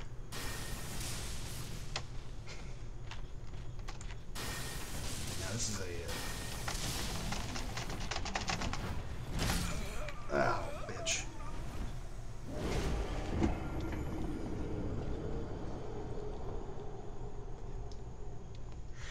I thought the lightning was going to take off at least half his health. It turned out to be way stronger than that, so let's change our strategy here. And just like in heaven, I have respawned at our little site of grace. I'm back. And that's really all heaven is. We sit here, we build this little town, we live in a caste society, we do stuff, we eat meat or something, we work together, we build this thing, and when we venture outside of our heaven, there are actually quite a lot of things to do. Right over here, I have purchased God's mercy. I have built a system so I can get my money back. Alright, I'm gonna go talk to this demon over here. Obviously this guy is gonna just stay right there. Demons are like kings, okay? So I'm gonna warn you. This guy does whatever he wants. What would happen is you would pray and you say, God, what is that guy? And God would tell you, demon. God would probably flash an image, an eerie color. This guy would probably flash an iridescent red of some kind. A demon red. He would probably flash a demon red. Not a blinky red. Blinky reds are different. Okay? Not a blasphemer, but like a demon. He might be a demon. He might be a gray one or a green one even. Green. This guy might be a green demon. He has this blessing from God to just stand there and do kind of whatever. Do nothing in particular. He might be a tan demon. The right to have land.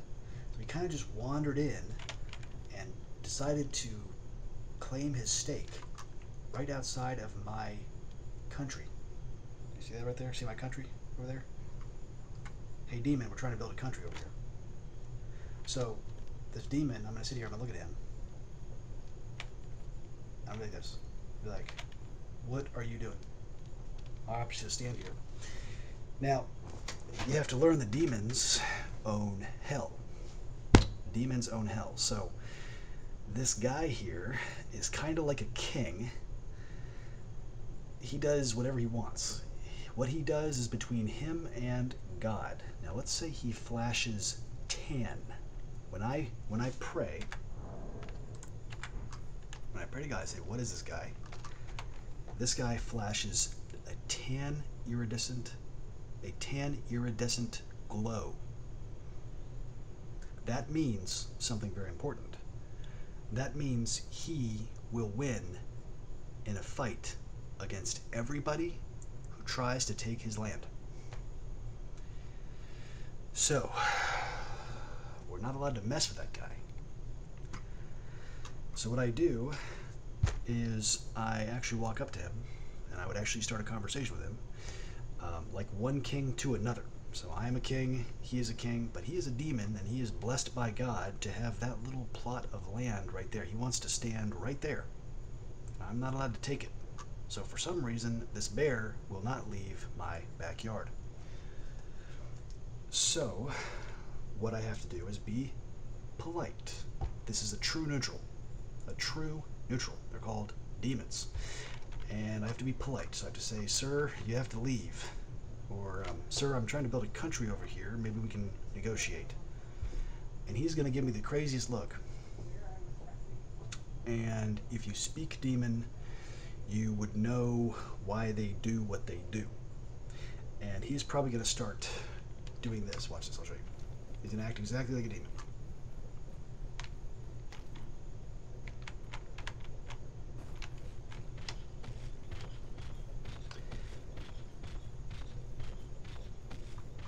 See what he's doing? He's going to start doing that.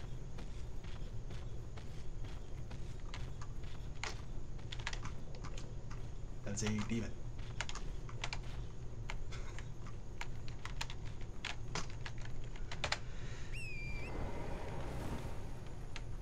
Now, what's going to happen is there are all kinds of rules of engagement and rules of diplomacy and stuff like that. He is from hell, and I am from heaven, but he is a demon. So there are tons of rules. If you didn't notice, this is my territory. So when I go back to my territory, he has to leave. Demons respect heaven. They respect God also. So he has to leave. He is not going to hurt me when I am in my territory. But then he is going to walk back to his place and kind of mind his own business. That is literally what a demon is. He could be doing anything. Maybe he is practicing using magic to sleep standing up.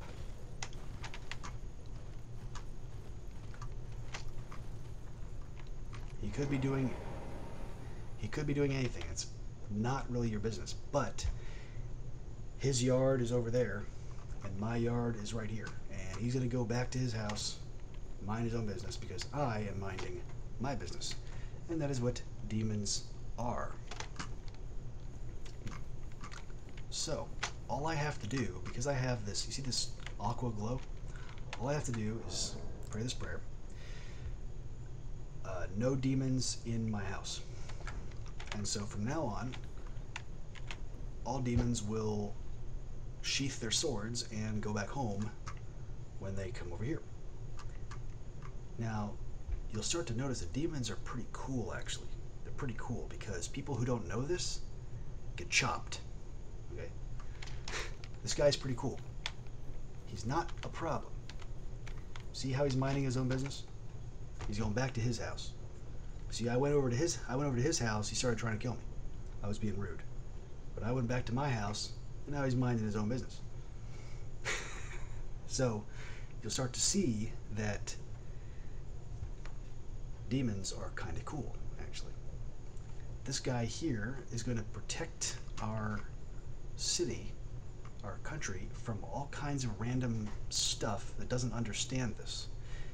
He is something that heaven understands as polite. He is polite. You see that? See how polite he is? We are also polite, kind of. But there's an understanding between us, and that's God. So let's talk about the dueling. We'll talk about the dueling later. But I want you to pretend that we did not fight each other. Pretend for a minute that we did not fight this demon, because that would have been a declaration of war. And if you declare war, there's a payment system in order to communicate that you don't plan on doing that anymore. So when you read about Jesus Christ in Scripture, he died for sinners. That is a type of sovereign declaration against people who declare wars. Okay, so if I died for this demon, that would be a form of payment. It's called sacrifice. So I'm going to go pay this demon sacrifice for a moment. Watch this. First I'm going to pray. Alright, God, I'm going to pray. Alright, God, I am going to sacrifice myself as a demon, and I am hoping that he gets the message that we are now neutral neighbors. Now, this is a very interesting thing, because I'm going to actually incur a debt that he owes me. So watch this.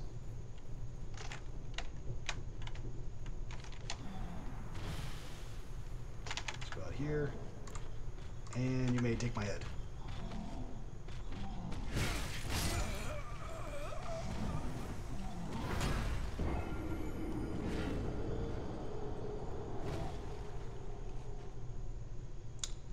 I just paid a demon sacrifice.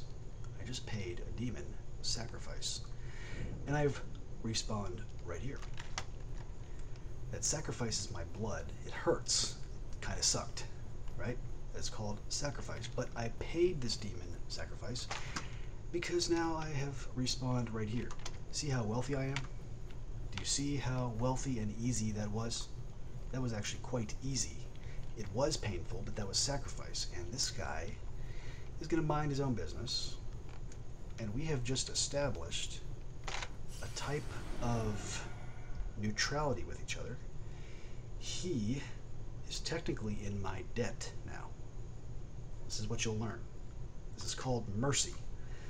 This demon is technically now in my debt. So God is going to look at him and say, he sacrificed himself to you, but you did not sacrifice yourself to him. So right now, this guy has nothing to say. He is going to stay right there. He's going to mind his own business. But I have sacrificed myself to him. And what that means is, if he approaches this place over here, and he attacks me, then he is going to incur even more debt. This is the crazy thing about demons, is there's this debt society, and he is going to be cursed.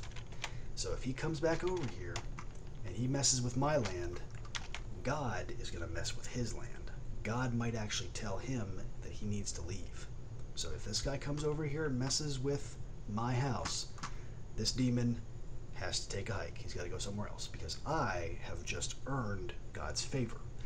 So this is how it works, and demons understand this, and this is the communication between demons. Now, this is the communication between demons and kings. Now, there is a caste system, and that is also a form of payment. So you have to use a type of weighing scale, and you have to pray to God, and it takes a lot of work. But that is a kind of thing that slaves do. Slaves go around and they make all kinds of demon neighbors. So that is a type of work. And here are some birds. Those don't exist in heaven, but they do when I am trying to eat meat. What else can I teach? So that was a demon. That's a pretty important lecture. Now you know what demons are. And now you also know what dark angels are. Dark angels. Yeah. See how I'm living in hell in the snow? This is a dark angel society, because what you would notice is the dark angel builds his secret clubhouse in the snow. And he goes around and he meets all these demons. And he goes around and gets his head chopped off, probably almost literally, and makes all kinds of friends. And all of these demons are going to be sitting around minding their own business. Minding their own business.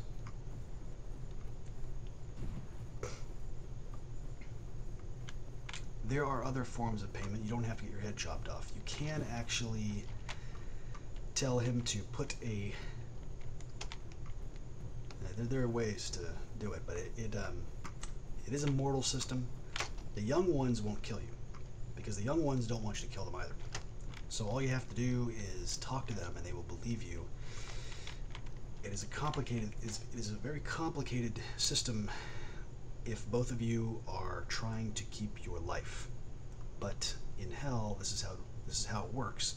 Look at all these neighbors I have. Look at all these interesting wolf riding, demon, angel, random folks hanging out outside of my house. So if anybody comes in here to invade me, they will be attacked by this army of neutrals. Because I will tell you what these guys do. These guys appreciate each other and myself. So we are a family, we're working together, it's a bit of a symbiotic relationship, and these guys are also the #1 converts. These are demons. They actually convert very quickly. These guys are in the middle of the snow and they'll stop and they'll say, I didn't know that. And then they'll turn around and they'll come over here and they will pray and they'll say, I'd like to actually join your kingdom. And then they start off as load 6s, demons, because they have a tax to pay. They have to pay a tax to be a load 5. And it's going to take a couple years, but they have to convert over to members of God's kingdom. And in most cases, demons are cast 3s and 2s. Most of them are cast 2s. So I will show you some cast 2s over here.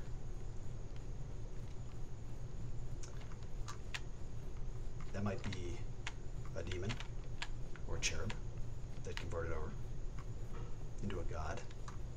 Some gods. See the statue right here? I like to believe that this is a demon that joined my kingdom. It is actually a god, and it knows how to turn into stone because I trained it. I taught it how because I'm an angel and I know all kinds of stuff. God taught me all kinds of stuff. And this god here turns to stone and just sits there. And there's a number of things that he is doing elsewhere. He's probably somewhere in this Everjowl, whatever that's called. And he is probably living somewhere over there. In fact, he's probably that scary guy who killed me. Like over here. The scary Grim Reaper looking guy. That was probably him. The guy who killed me down there in that patch. It's probably him.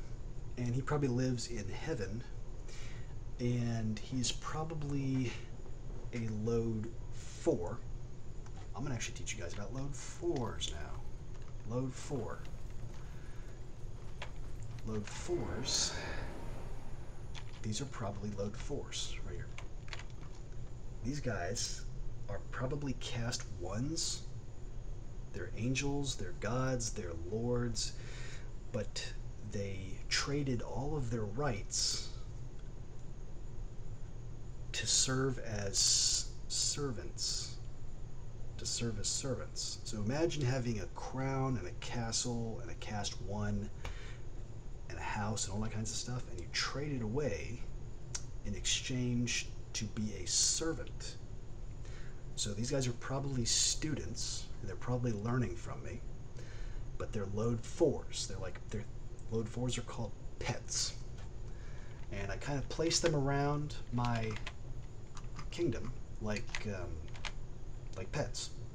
They have to sit there forever for the duration of their contract. For the duration of their contract, they have indentured themselves into my service. So they have to sit there, and we will talk about cast 4. Let's go hang out with cast 4. Or no, excuse me. Yeah, cast 4 as well. I'm talking about load 4. Let's go hang out with load 4. How do we hang out with them?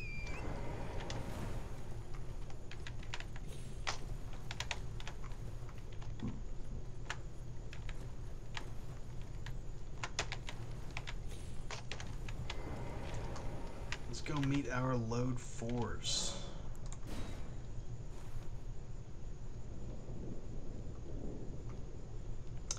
So you'll notice this is a different dimension. It could be lower, it could be higher. This is probably lower. We are sitting here building something. So this is the kind of work that load 4s do. This is the work they help with. Alright, see that archer over there on the roof? There she is. That's a load 4. She's a pet. Kind of like a cat. Just sits there. It's a pet. That is load 4. It's a type of indentured person, but she gets to be here, and because she's a load 4, she's corporeal in this alternate dimension. This is an alternate dimension, and in this alternate dimension, load 4 gets to be corporeal, so she's flesh and blood now. So you're probably wondering, why would somebody who has all that stuff, a house, a castle, all kinds of stuff, cast 1, why would they indenture themselves into the service of a flux operator? Well, there's a lot of reasons. This flux operator, this man 7, see this load 4 over here? That's probably a cast 1 subcast 12. Cast 1 subcast 12. I am a man 7. Let's pretend I'm a man 7, and I've got my prophet. Remember I was a man 7 king, and I got my prophet up there at the top of those steps? I and her are performing a trade. So this cast 1 over here is probably trying to become an angel. So she's working for a man 7 king. And she is helping probably pay for, see this glow here? She's probably paying for this glow. So these cast 1s are paying this king for this glow. It's a very complicated system, isn't it? Now the thing is, a lot of people would think that cast 1 is somehow already king. No, they're not. Cast 1 is just cast 1. You need to view kings as load zeros. Load zeros. Almost like cast zeros. Yeah. That's what kings are. Cast zeros. Technically, I own this woman's soul. I own her. I own her soul because she is not a king. Maybe she is, maybe she isn't. But if she wasn't a king, if she did not have a crown, then I would own her soul. Especially because she signed a contract. Maybe she is an exchange program. What was that?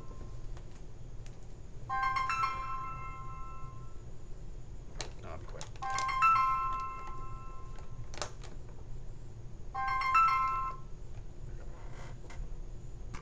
Okay. This is a load 4, not to be confused with load 5. See, load 4s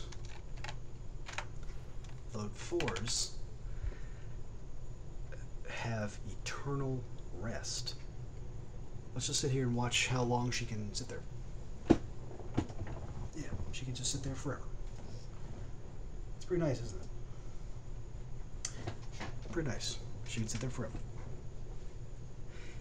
There are a lot of things that one can do when sitting still forever. Maybe she's practicing mana. She's practicing a healing mana. She's practicing sleeping while awake. There is a way to use magic to refill your body's needs while sitting, almost like you're sleeping. So maybe she's doing that. Maybe she is working on a cast 2 gift. Maybe she's a goddess. Maybe she closes her eyes and starts projecting her locus of control across the skyverse. If you imagine a big eyeball in the sky,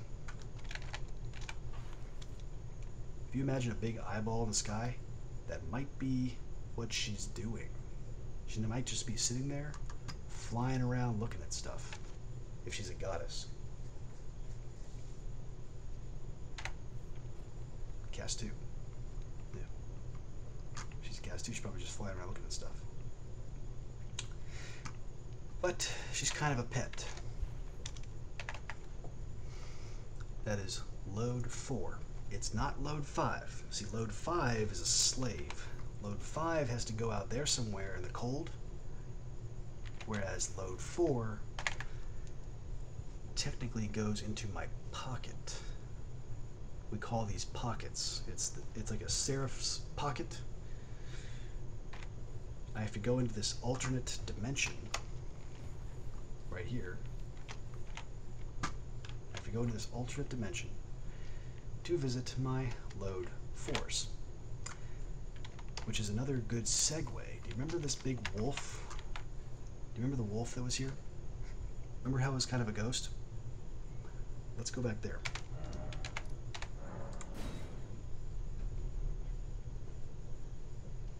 So now I'm leaving this dimension and returning to Hell Plane, technically. Heaven Plane, actually. Heaven Plane. This is Heaven Plane. See, this is Heaven Plane, and out there in the snow is Hell Plane. heaven and hell.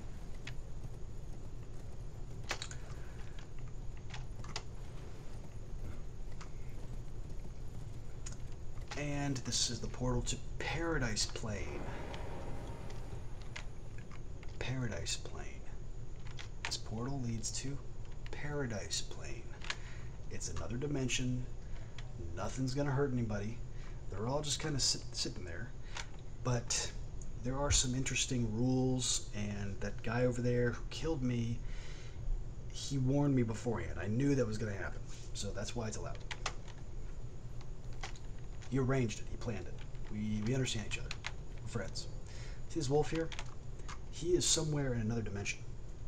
He might be in Paradise Plane. See how he's a ghost? That is actually a caste 1. That's probably like an angel in Paradise Plane. So he is actually in paradise. That's why he doesn't see me and he can't touch me and I can walk right through him. He is probably in paradise, and this is what's called a replicon or a vent. This is a vent. So people will leave like a ghost of their body. He probably has magic, his mana, and he can do that. So that's probably a cherub thing. Lots to talk about here. So let's talk about some planes. You see this green? Let's talk about this green again. Let's climb all the way up here to Unknown Plane. Let's pretend Unknown Plane is on the other side of this portal. And we are looking down at Heaven Plane. See the green? That is called Earth Plane. Earth Plane. It has a really weird place. It's called Earth, actually. So see that bottomless pit? That's hell. See that snow? That's hell. See that green? That is Earth Plane. You see that ghost right there who is perfectly at peace, protected by the green aura? He is probably in Earth Plane. So I, the owner of this nation here, am in Heaven Plane. This is Heaven Plane. Heaven is a complicated place. It's like hell, but it's the opposite. Very complicated, but for good reasons. For good reasons. So this is actually Heaven Plane. It's many planes put together. It's death, it's earth, it's hell, it's paradise. And right here is a guy who's probably in Earth Plane. He is probably in Earth Plane. Have you ever had a guardian angel? That's what he is. If you pray to an angel, they will usually appear to you in a form kind of like this. It's because we live in Earth Plane. And if you ever meet an angel in person, they will appear to you almost like a ghost. Just like this. So that is what guardian angels are. That's Earth Plane. This green magic stuff, that's Earth Plane. I am in Heaven Plane. And once I walk outside of my territory, there's hell outside of the fortress. Hell Plane down there. Hell Plane. And probably death, you can probably call it Death Plane off the edge of that cliff. What is that guy over there? That guy over there is a demon. He has his own sovereignty. It's called Unknown Plane. Unknown Plane. You don't know what that is. But that demon over there, we have established that he has rules and rights to that place. That is part of Unknown Plane. So technically, the map of heaven is getting a little bit bigger. This map of heaven, we have a city that we're building.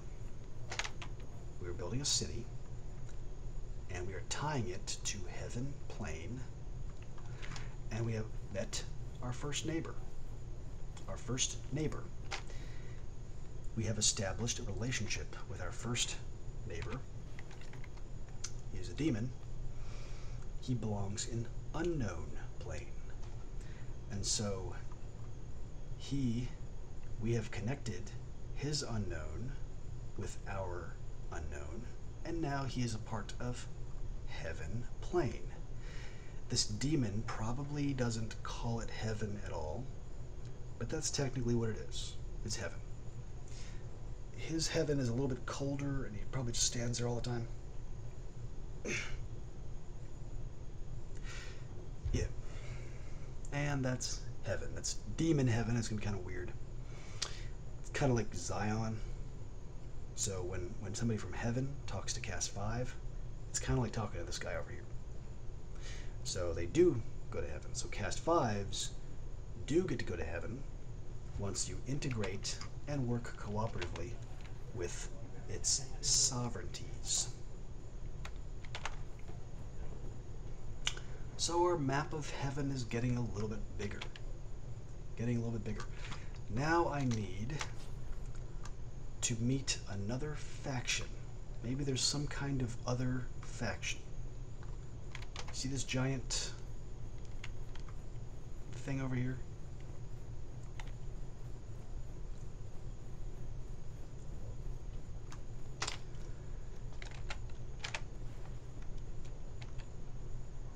That right there, and this large mausoleum creature. See the legs? That is a faction of some kind. I believe what we will do is probably refer to that as the Demon Warlord faction, known as the... What the heck are those guys called again?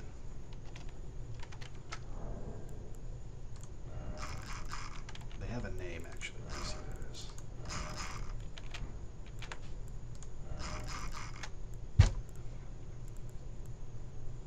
Albinaurics. Yeah. Let's pretend the Albinaurics are a Demon Warlord faction. We have a neighbor is a Demon Warlord. They built a chapel, but they're demons. Yeah, imagine that. Imagine that. They call themselves the Albinaurics, and their leader is in that structure over there. And this thing does not want me entering.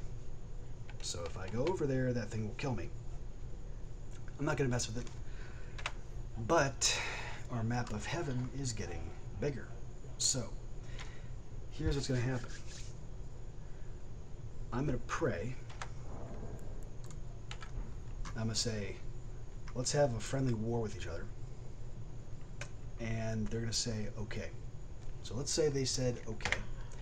Let's go have war with the Albinaurics. Friendly battle. There's a lot of reasons why people would have a friendly battle. Number one is training and fighting. Number two is it's fun. So some people build all kinds of shields and stuff, and they want to put it to the test. And so we'll talk to them, and they're demons. They're not members of God's kingdom, so they are going to be a bit more fragile than I am, and they're not going to be so happy if I... There we go. They're not going to be so happy if I attack them, so they're a bit different. But let's just say this is a friendly battle, and the battle has begun. So you built this thing that just spews mana. Because I am trying to get in. Now the reason this is legal... Ah, shit.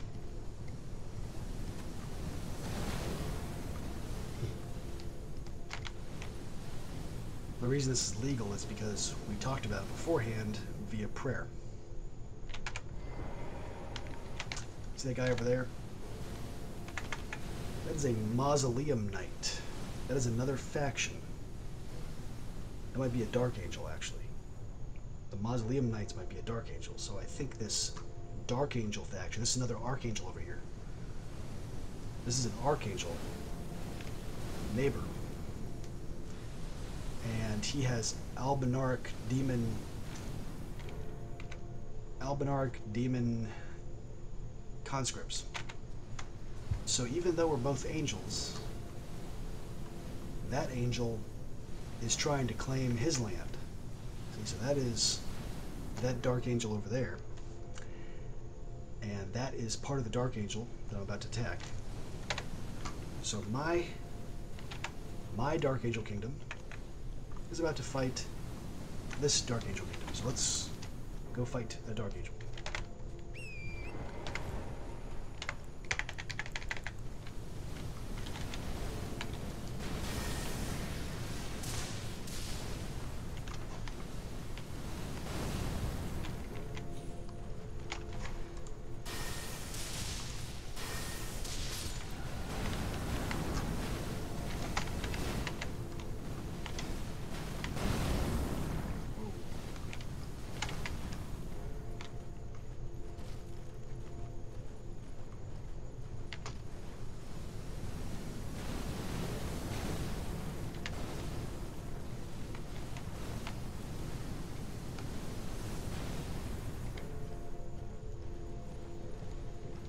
Get to the cave.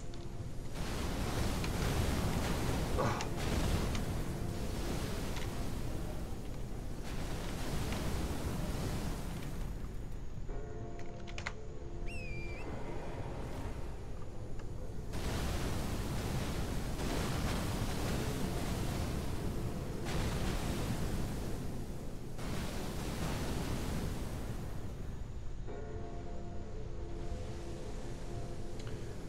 One, two,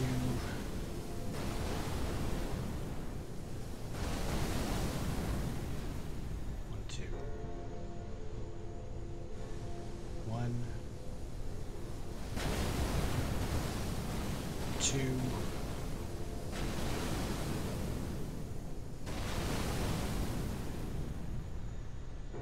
and a half, 2.5. One, two and a half.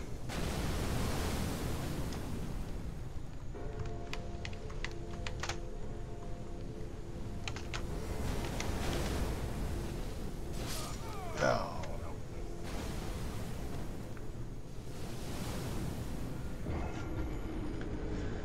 Okay, well, that Dark Angel won. My Dark Angel neighbor beat me.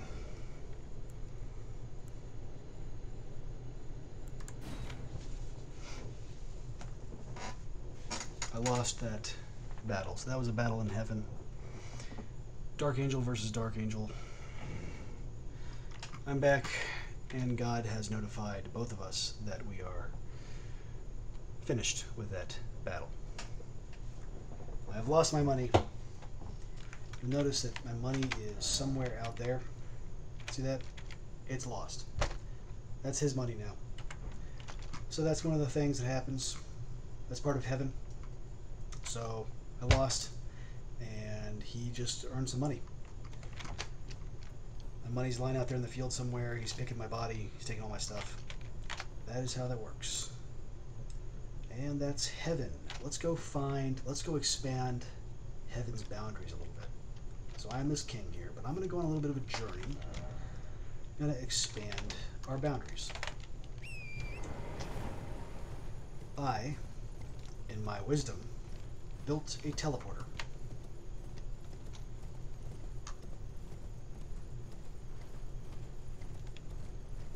So let's go up here. And let's pretend that I am teleporting to the pit. Here's another neighbor I have over here. Here's a neighbor I met. This is another archangel. This is a neutral angel. Actually, this is a dark angel. Here's another dark angel I met. And the name is, oh shoot, Fort Laid. Yeah.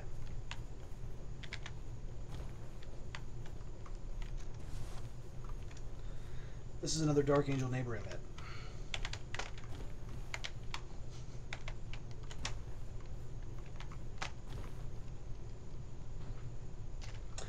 we have understanding here. They are sort of a fire clan. They do what they want.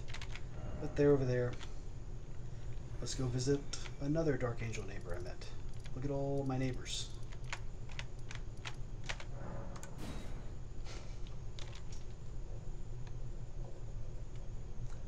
We're going to teleport again.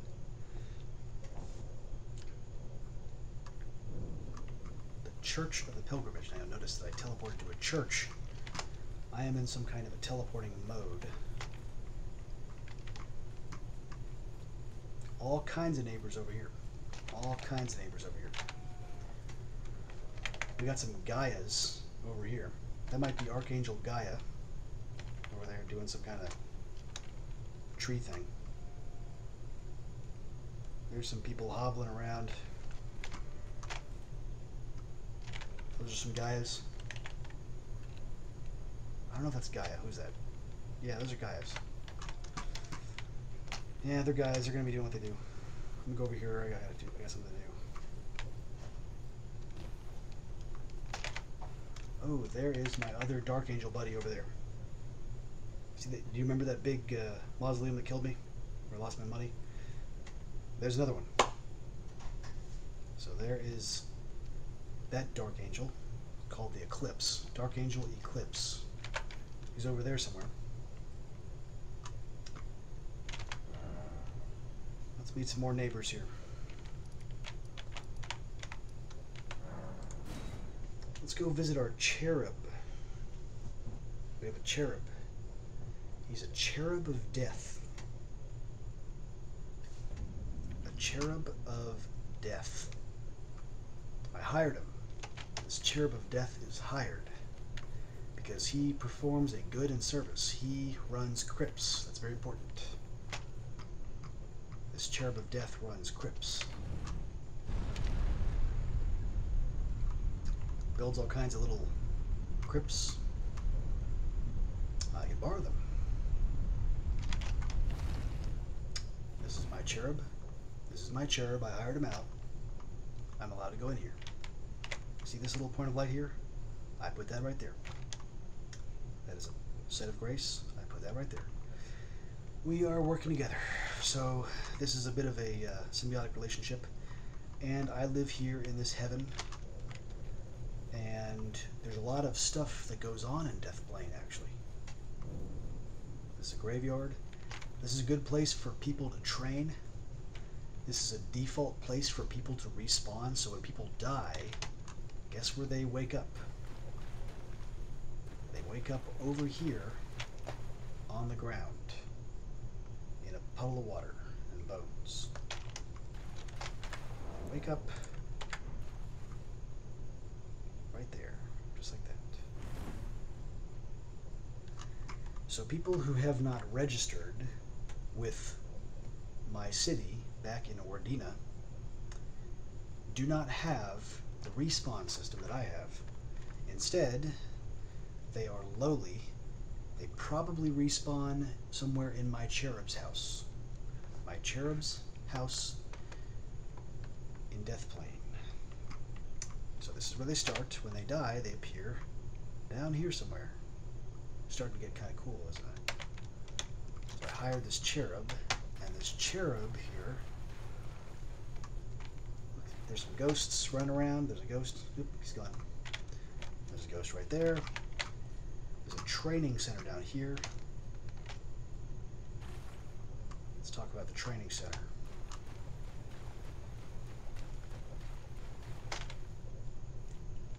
This cherub of death hosts a training center. Here's a refresh system. When I go up here, this is kind of funny. I get to kill this guy. I get to kill all these people. What is this guy? This right here is a sinner. This is probably a sinner.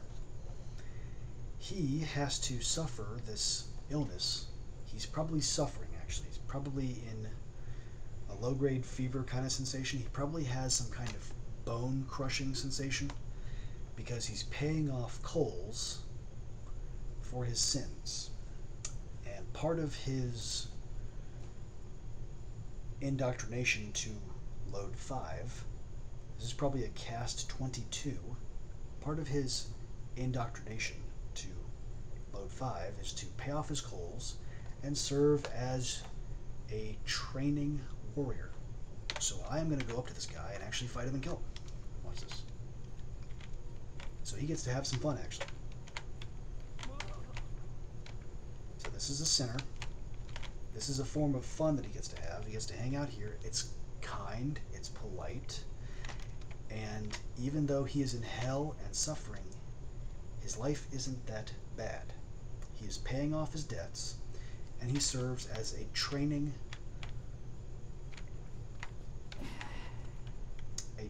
sacrifice for people who want to come down here and train. And because I am king of this castle, I get to come down here whenever I want to for free. That was the arrangement. So if I come down here and kill these people, it's nobody's business. Now, there's something I will talk about, which is that sometimes it is people's business. It's a little bit rude. I am a king. This is a big kingdom. There's a lot of stuff. So if I just come down here and stomp on these people, that's kind of rude to somebody. Somebody set this up. Maybe somebody made a reservation.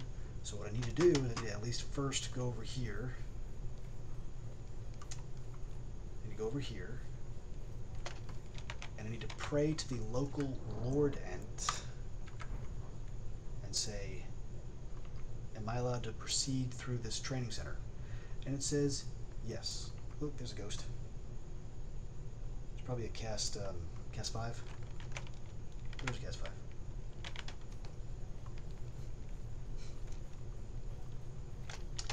And I'm going to walk through here.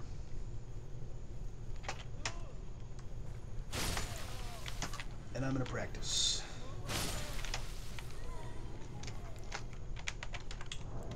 More importantly, probably going to test some stuff. There you go. That's probably a caste 9. There's a Jew up there. That's a caste 9. And he's working at the training center. So I had to fight his ass. So.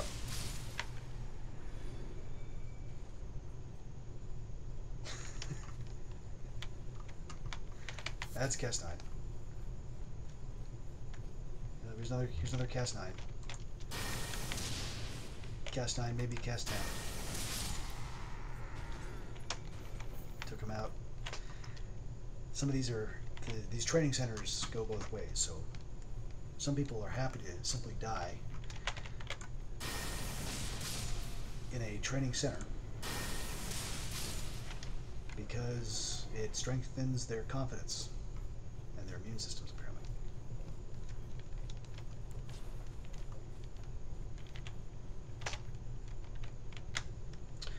Alright, now I might want to be a little bit nicer to these guys. Some of these guys are trainees, so I'm going to be nicer to the knights. The centers, who cares about those people? Alright, the center, he's doing some work. Probably get cast 20 or something. Maybe I don't have to do anything.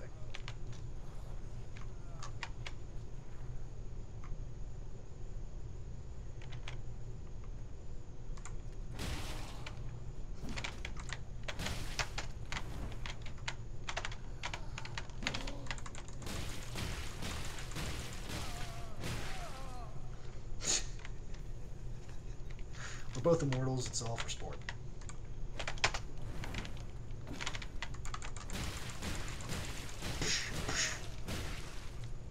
Being punched isn't so bad, actually. If you've ever been punched, it feels like catching a cold.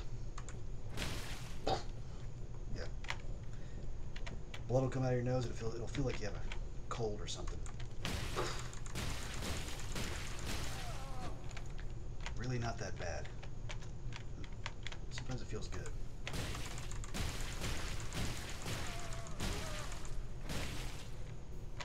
So this is kind of like what you guys are. Honestly, let's pretend this guy's a caste 4. Actually, you see how he's kind of fugly looking? Let's turn the light on here.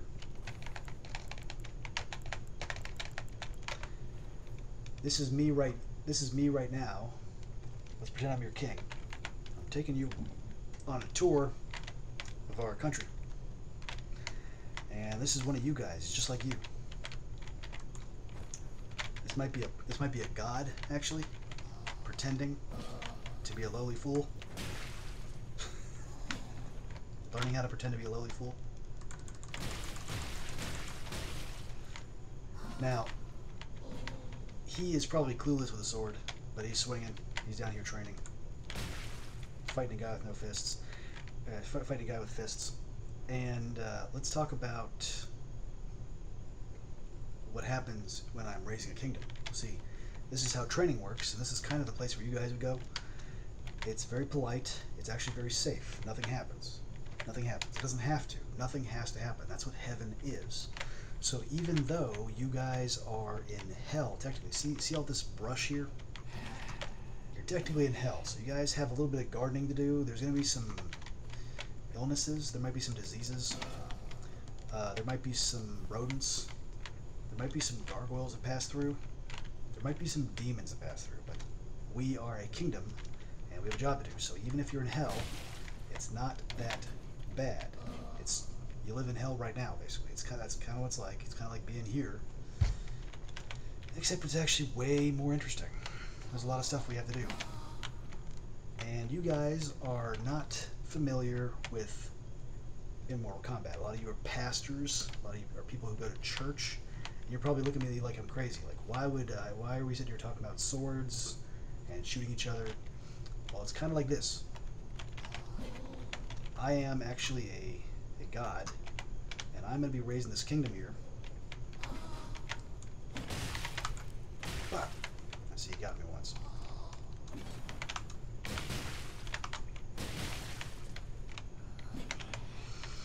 Now see, if I want to raise this guy, I'm going to do all kinds of stuff like this.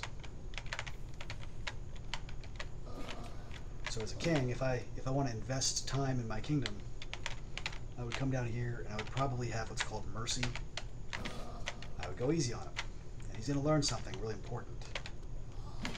Intuitively. He's going to learn that if he just keeps swinging this sword without hitting me, he's going to get really tired. He's just going to get really tired. So now he can barely breathe. He's out of breath. I just taught him his lesson of the day. I'm going to teach this guy his lesson of the day.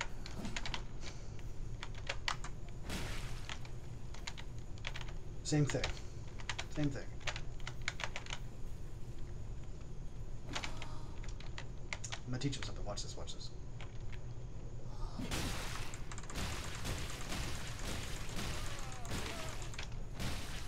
For some reason, I didn't die. That is his lesson of the day. See, now he's scared.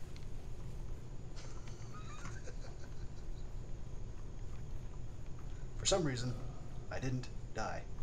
That is his lesson of the day. Look at all these spirits here. This is a cool thing. Maybe our kingdom built a thing that remembers all the replays. Get these blood. Here's some instant replays. This is probably the local Lord end. So there's a ghost. That's a load 4 probably passing through. Probably in another dimension. Another dimension in the same place.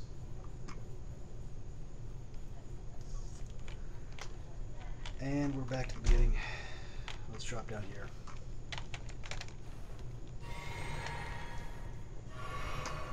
Take some of this stuff and let's wash ourselves off a little bit. There we go, nice clean. And you'll see that this tree is glowing.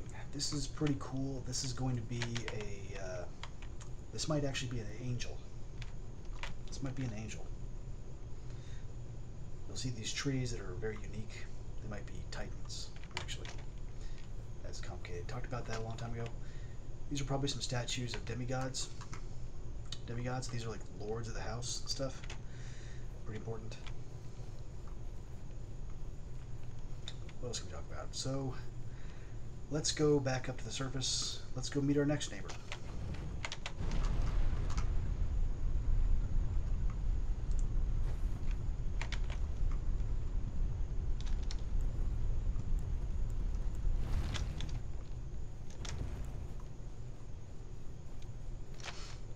back at Earthplane. Earthplane. Very rich. Let's go over here. Let's go to the chapel, actually.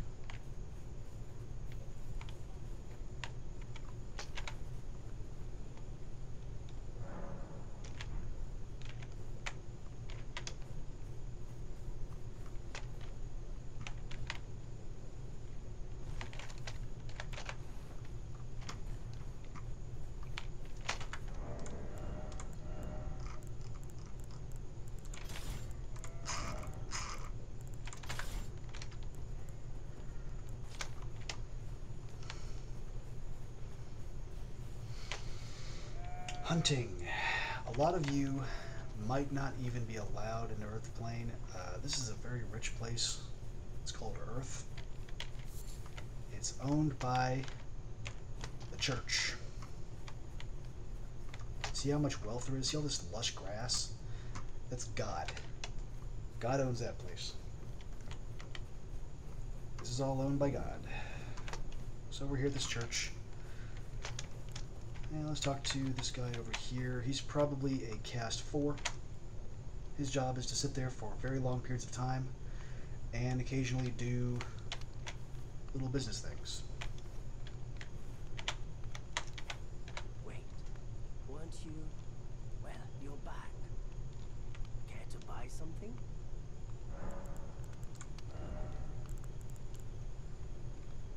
Mm-hmm.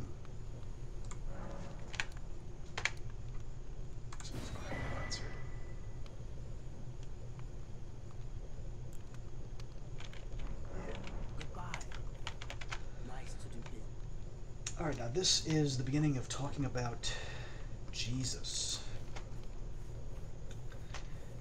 Jesus Christ owns churches, and many people will be working for him. They will be kings because they're borrowing from God. Borrowing from God.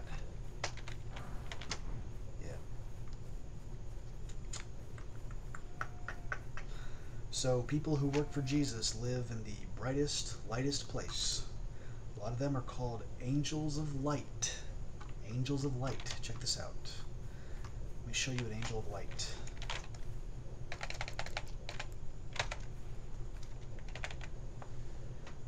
An angel of light lives in that giant castle.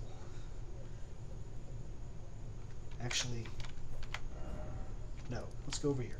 Let's go meet this angel of light named Liurnia.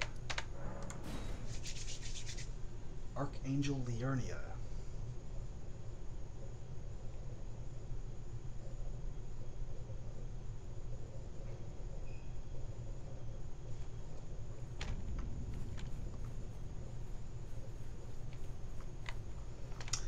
Ah, look at that angel of light over there. Man. That is an archangel of light right there.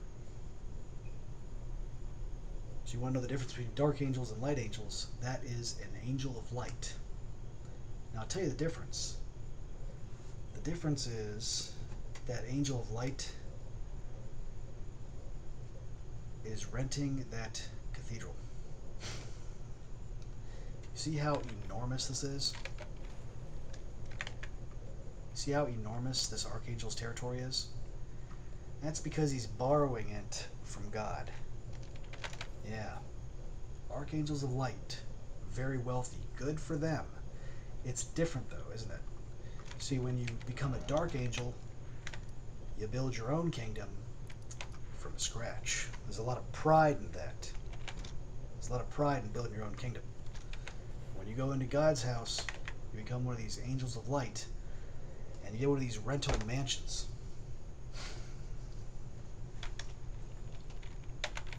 Because God is mighty, and he always shall be.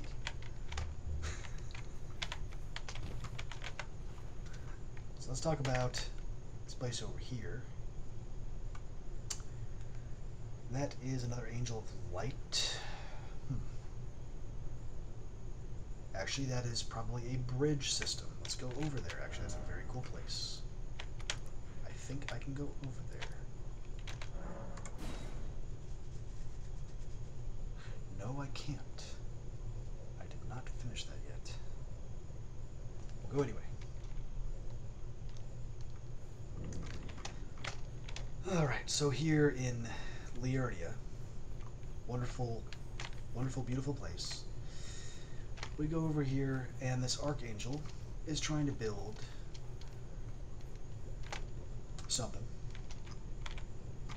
This is an archangel named Thyatira, actually. Archangel Thyatira.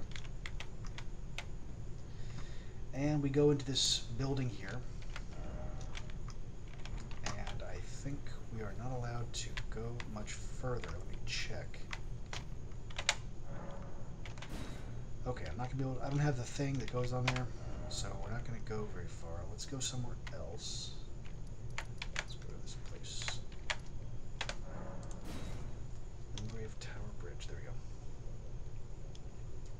Let's go meet Dark Angel Megathron, actually. Let's go meet me.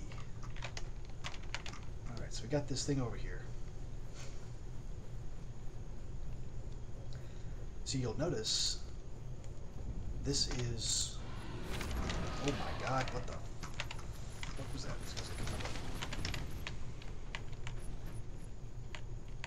Let's run away from it. No lions. Okay. So this is, I tried to show you. Okay, that is the same archangel. Archangel Liurnia. Probably a cherub of Liurnia, because Liurnia is a really big angel. This is probably an archangel named Stormveil or something. Or Archangel Godric. This is a demigod, apparently. Apparently this is a demigod named Godric the Grafted, which is technically a Caste 3 king, and he borrowed some land from Jesus. Jesus Christ. He borrowed a bunch of stuff from Jesus Christ. He's a Caste 3. Let's go visit Godric the Grafted. So if you're a Caste 3 king, you can talk to Jesus Christ and become a king, because Jesus Christ acts like a seraph. He is a very good training seraph to go to. That's what he is. Jesus Christ is God Almighty, but we're not supposed to be saying that all the time in front of governments. That's what orthodoxy is. Yeah, the religion of orthodoxy. The religion of orthodoxy is when you don't admit that Jesus is God. Yeah, every government knows that Jesus is God, but we're not supposed to be doing that because it ruins the diversity and the growth thing. There's a growth hormone on planet Earth. We're not going to talk about that. Anyway, this is a demigod right here. Look at this guy right here. That is a demigod. Very big guy. He's literally that big. Big, big, big guy. Probably a Lord Subcaste 4. Probably a Lord 4 or even a Lord 8. Lord 8. Big guy. And he has Jesus Christ as his seraph. So he sits on this big chair here, and he has this giant castle because Jesus is a very generous and wealthy guy. And that is Godric the Grafted.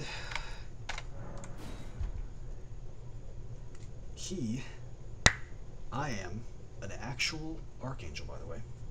I am an actual archangel named Archangel Megathron. And this is my house.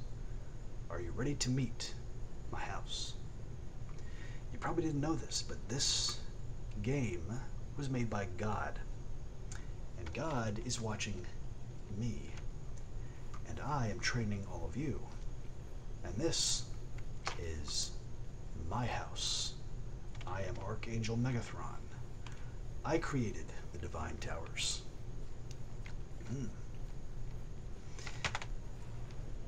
This game was paid for by Jesus Christ. See, I am a new king. I do work with Jesus Christ. There is a rental. This game is a rental exhibition of my kingdom. And let's kind of walk past this guy.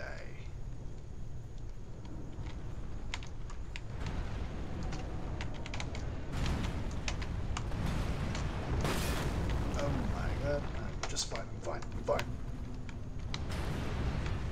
I'm fine. Nothing. Nothing, bitch. Oh, okay. These are probably some gods in training.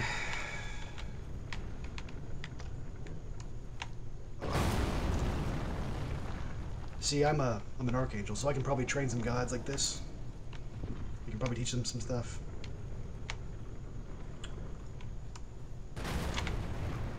And let's go over here.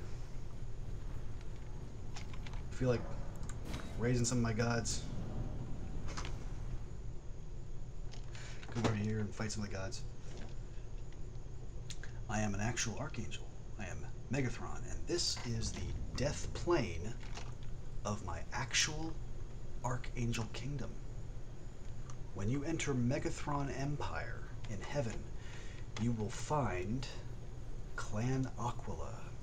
Clan Aquila. It looks like this. This is the death plane. Death plane. This is the death plane of Megathron Empire. Sort of a transition zone, actually. At the moment, this is one of the coolest things you guys will ever see if you have the time to respect what you're seeing. This is Clan Aquila. And I asked Jesus to help me make a game so we can raise everybody. And being the highest ranking angel on this planet, God needed my help to raise everybody else. So this game, Elden Ring, learned from me and my personal artwork by obeying God. It obeyed God, and it built my house in heaven. So you're looking at the beginning of my actual kingdom. It's pretty cool. I'm very happy with this. This video game was something of a rental from Jesus Christ. So God raises archangels, and I am currently in a Jesus Christ kind of system. And we'll talk about this place. This looks like some kind of a portal world. Let's go right here. This is where he's holding a rune. But let's, for all intents and purposes, pretend that this is some kind of a portal world and I'm a god. And let's teleport to Archangel Megathron. Where is Megathron's house? It's Thyatira. It's Thyatira. Let's go over here, actually. Archangel Megathron's house.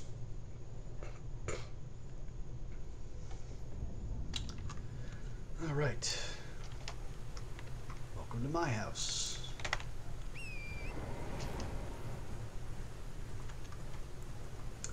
Now this is a bit zombie compared to what I actually hope things to be. What's up? They understand when it's training time.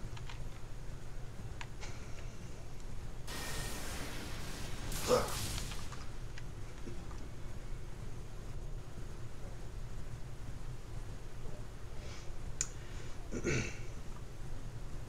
And this is some kind of a sanctuary.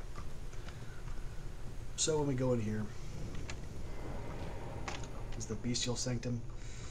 This is pretty much the end of this example, but Megathron's house is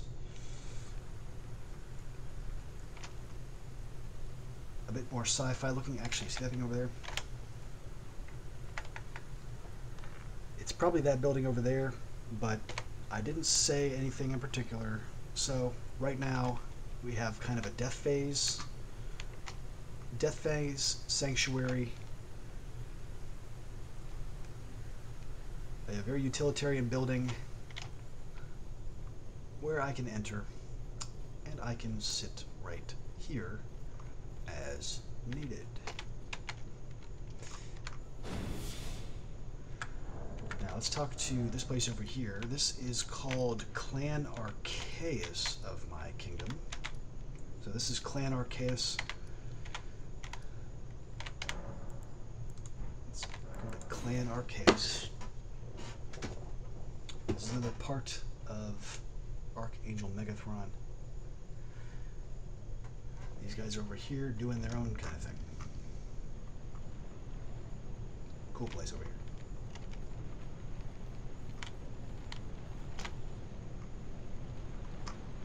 I like dragons. I like white.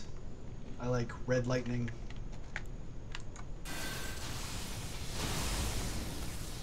Welcome to Clan Archaeus. This is a fantasy setting. I did not specifically design all this, but God definitely put a giant floating city in the sky based on something I made. This is very much like something I made in Minecraft, actually. Anyway, it's generic enough. It fits all kinds of people's thing. All kinds of people's fancy. Oh my god, that guy is really aggressive.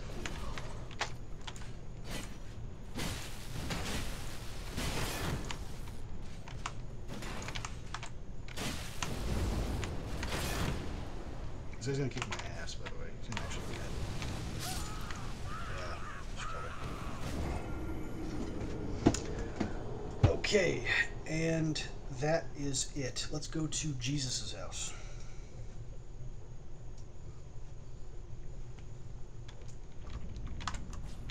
Let's go fight Archangel Jesus.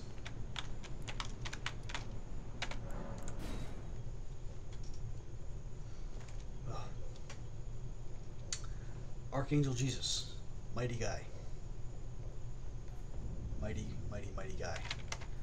Big tree of life over there. Nation of Israel. Let's go fight Archangel Jesus. Now what you'll notice is if you are an angel of light, you get to participate with God. So there's probably an angel inside of this giant fortress. One angel. One angel. So let's kill some of these Jews over here.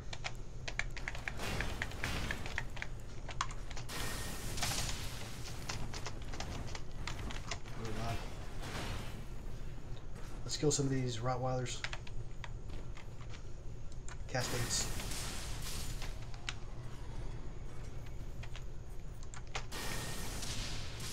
They know when it's training time.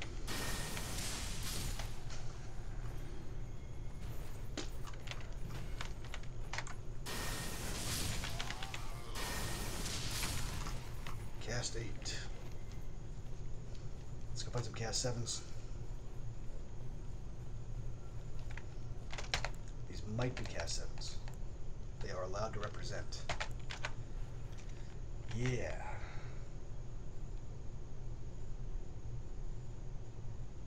These might be cast 7s.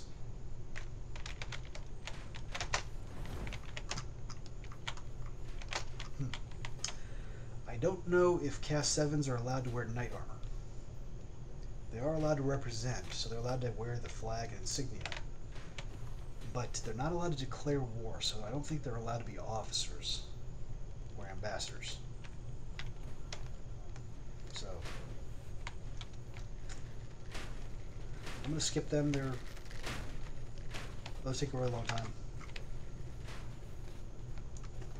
Let's do this.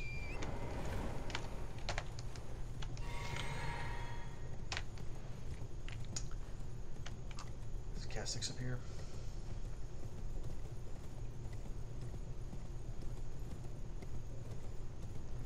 These might be cast 4s. Princes are really big, by the way. Let me summon a. Let me summon my own cast 4 here for a minute.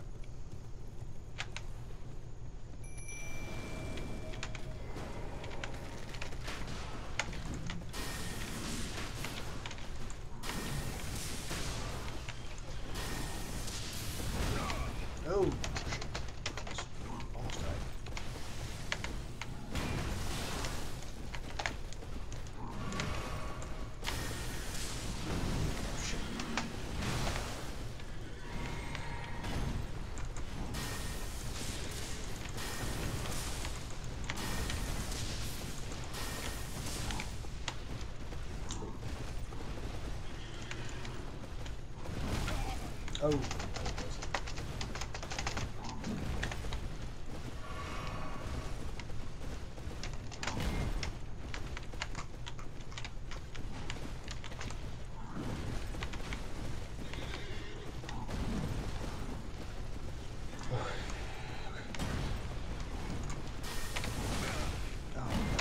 No, no, no.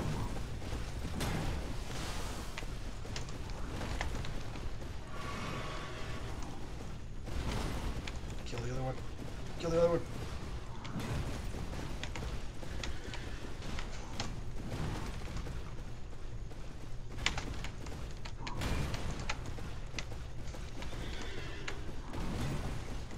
These are really high rating cast force. Really big.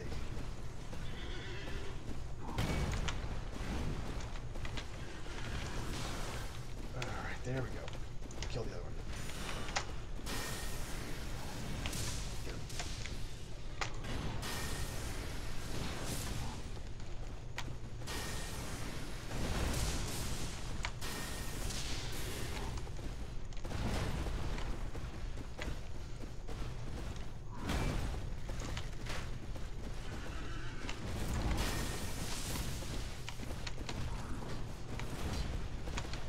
Come on. More help on that.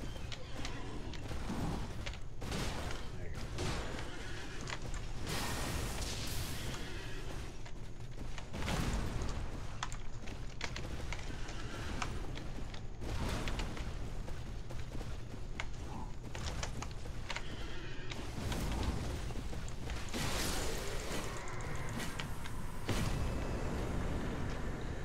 Yeah.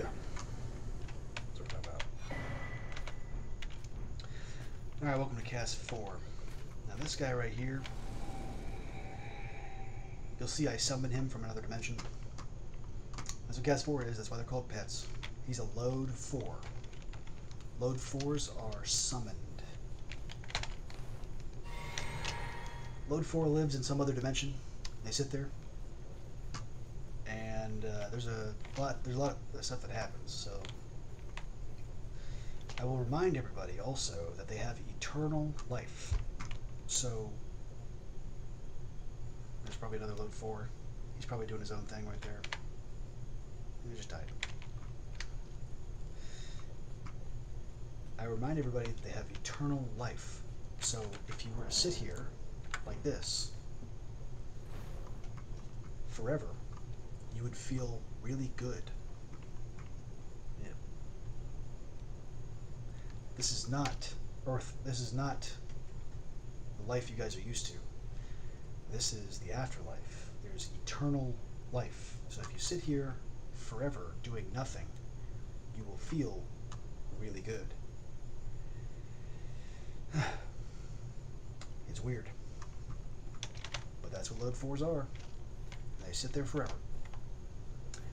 And they are summoned. And you'll notice these two Load 4s were guarding this gate. Kind of like those guys down there. Yeah, those knights down there. See how they're guarding the gate? Now, they would actually do their jobs and they would be chasing me, but this is a video game and I passed by them. Let's move on. So we are now entering the gate to Israel. The gate to Israel. Welcome to Israel. Welcome to Israel. Very wealthy, very big place in hell. Very beautiful, wealthy place in hell. Israel. This is everybody's home. This is where they live.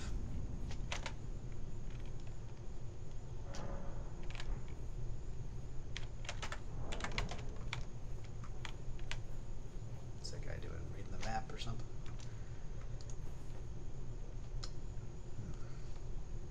Different dimension.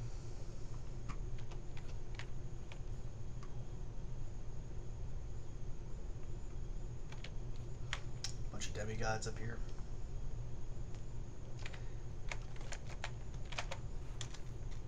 It's probably a demigod right there. Earned a statue as a guard. This is where the Angels of Light live. Angels of Light.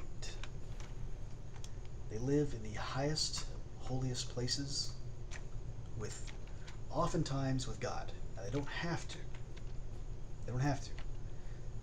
But it is generally regarded that all low subcaste angels, caste 1, subcaste 10, 11, 12, 13, and 14, be angels of light, because they tend to hang out with God, and everything's paid for, and that is typically what angels of light are. So if you go to heaven, you will meet angels of light. They live in these gigantic places with God Almighty.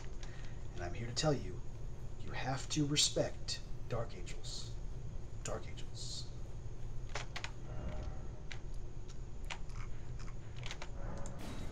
You have to respect dark angels. So when you go back to hell, you will meet these little tiny people called dark angels.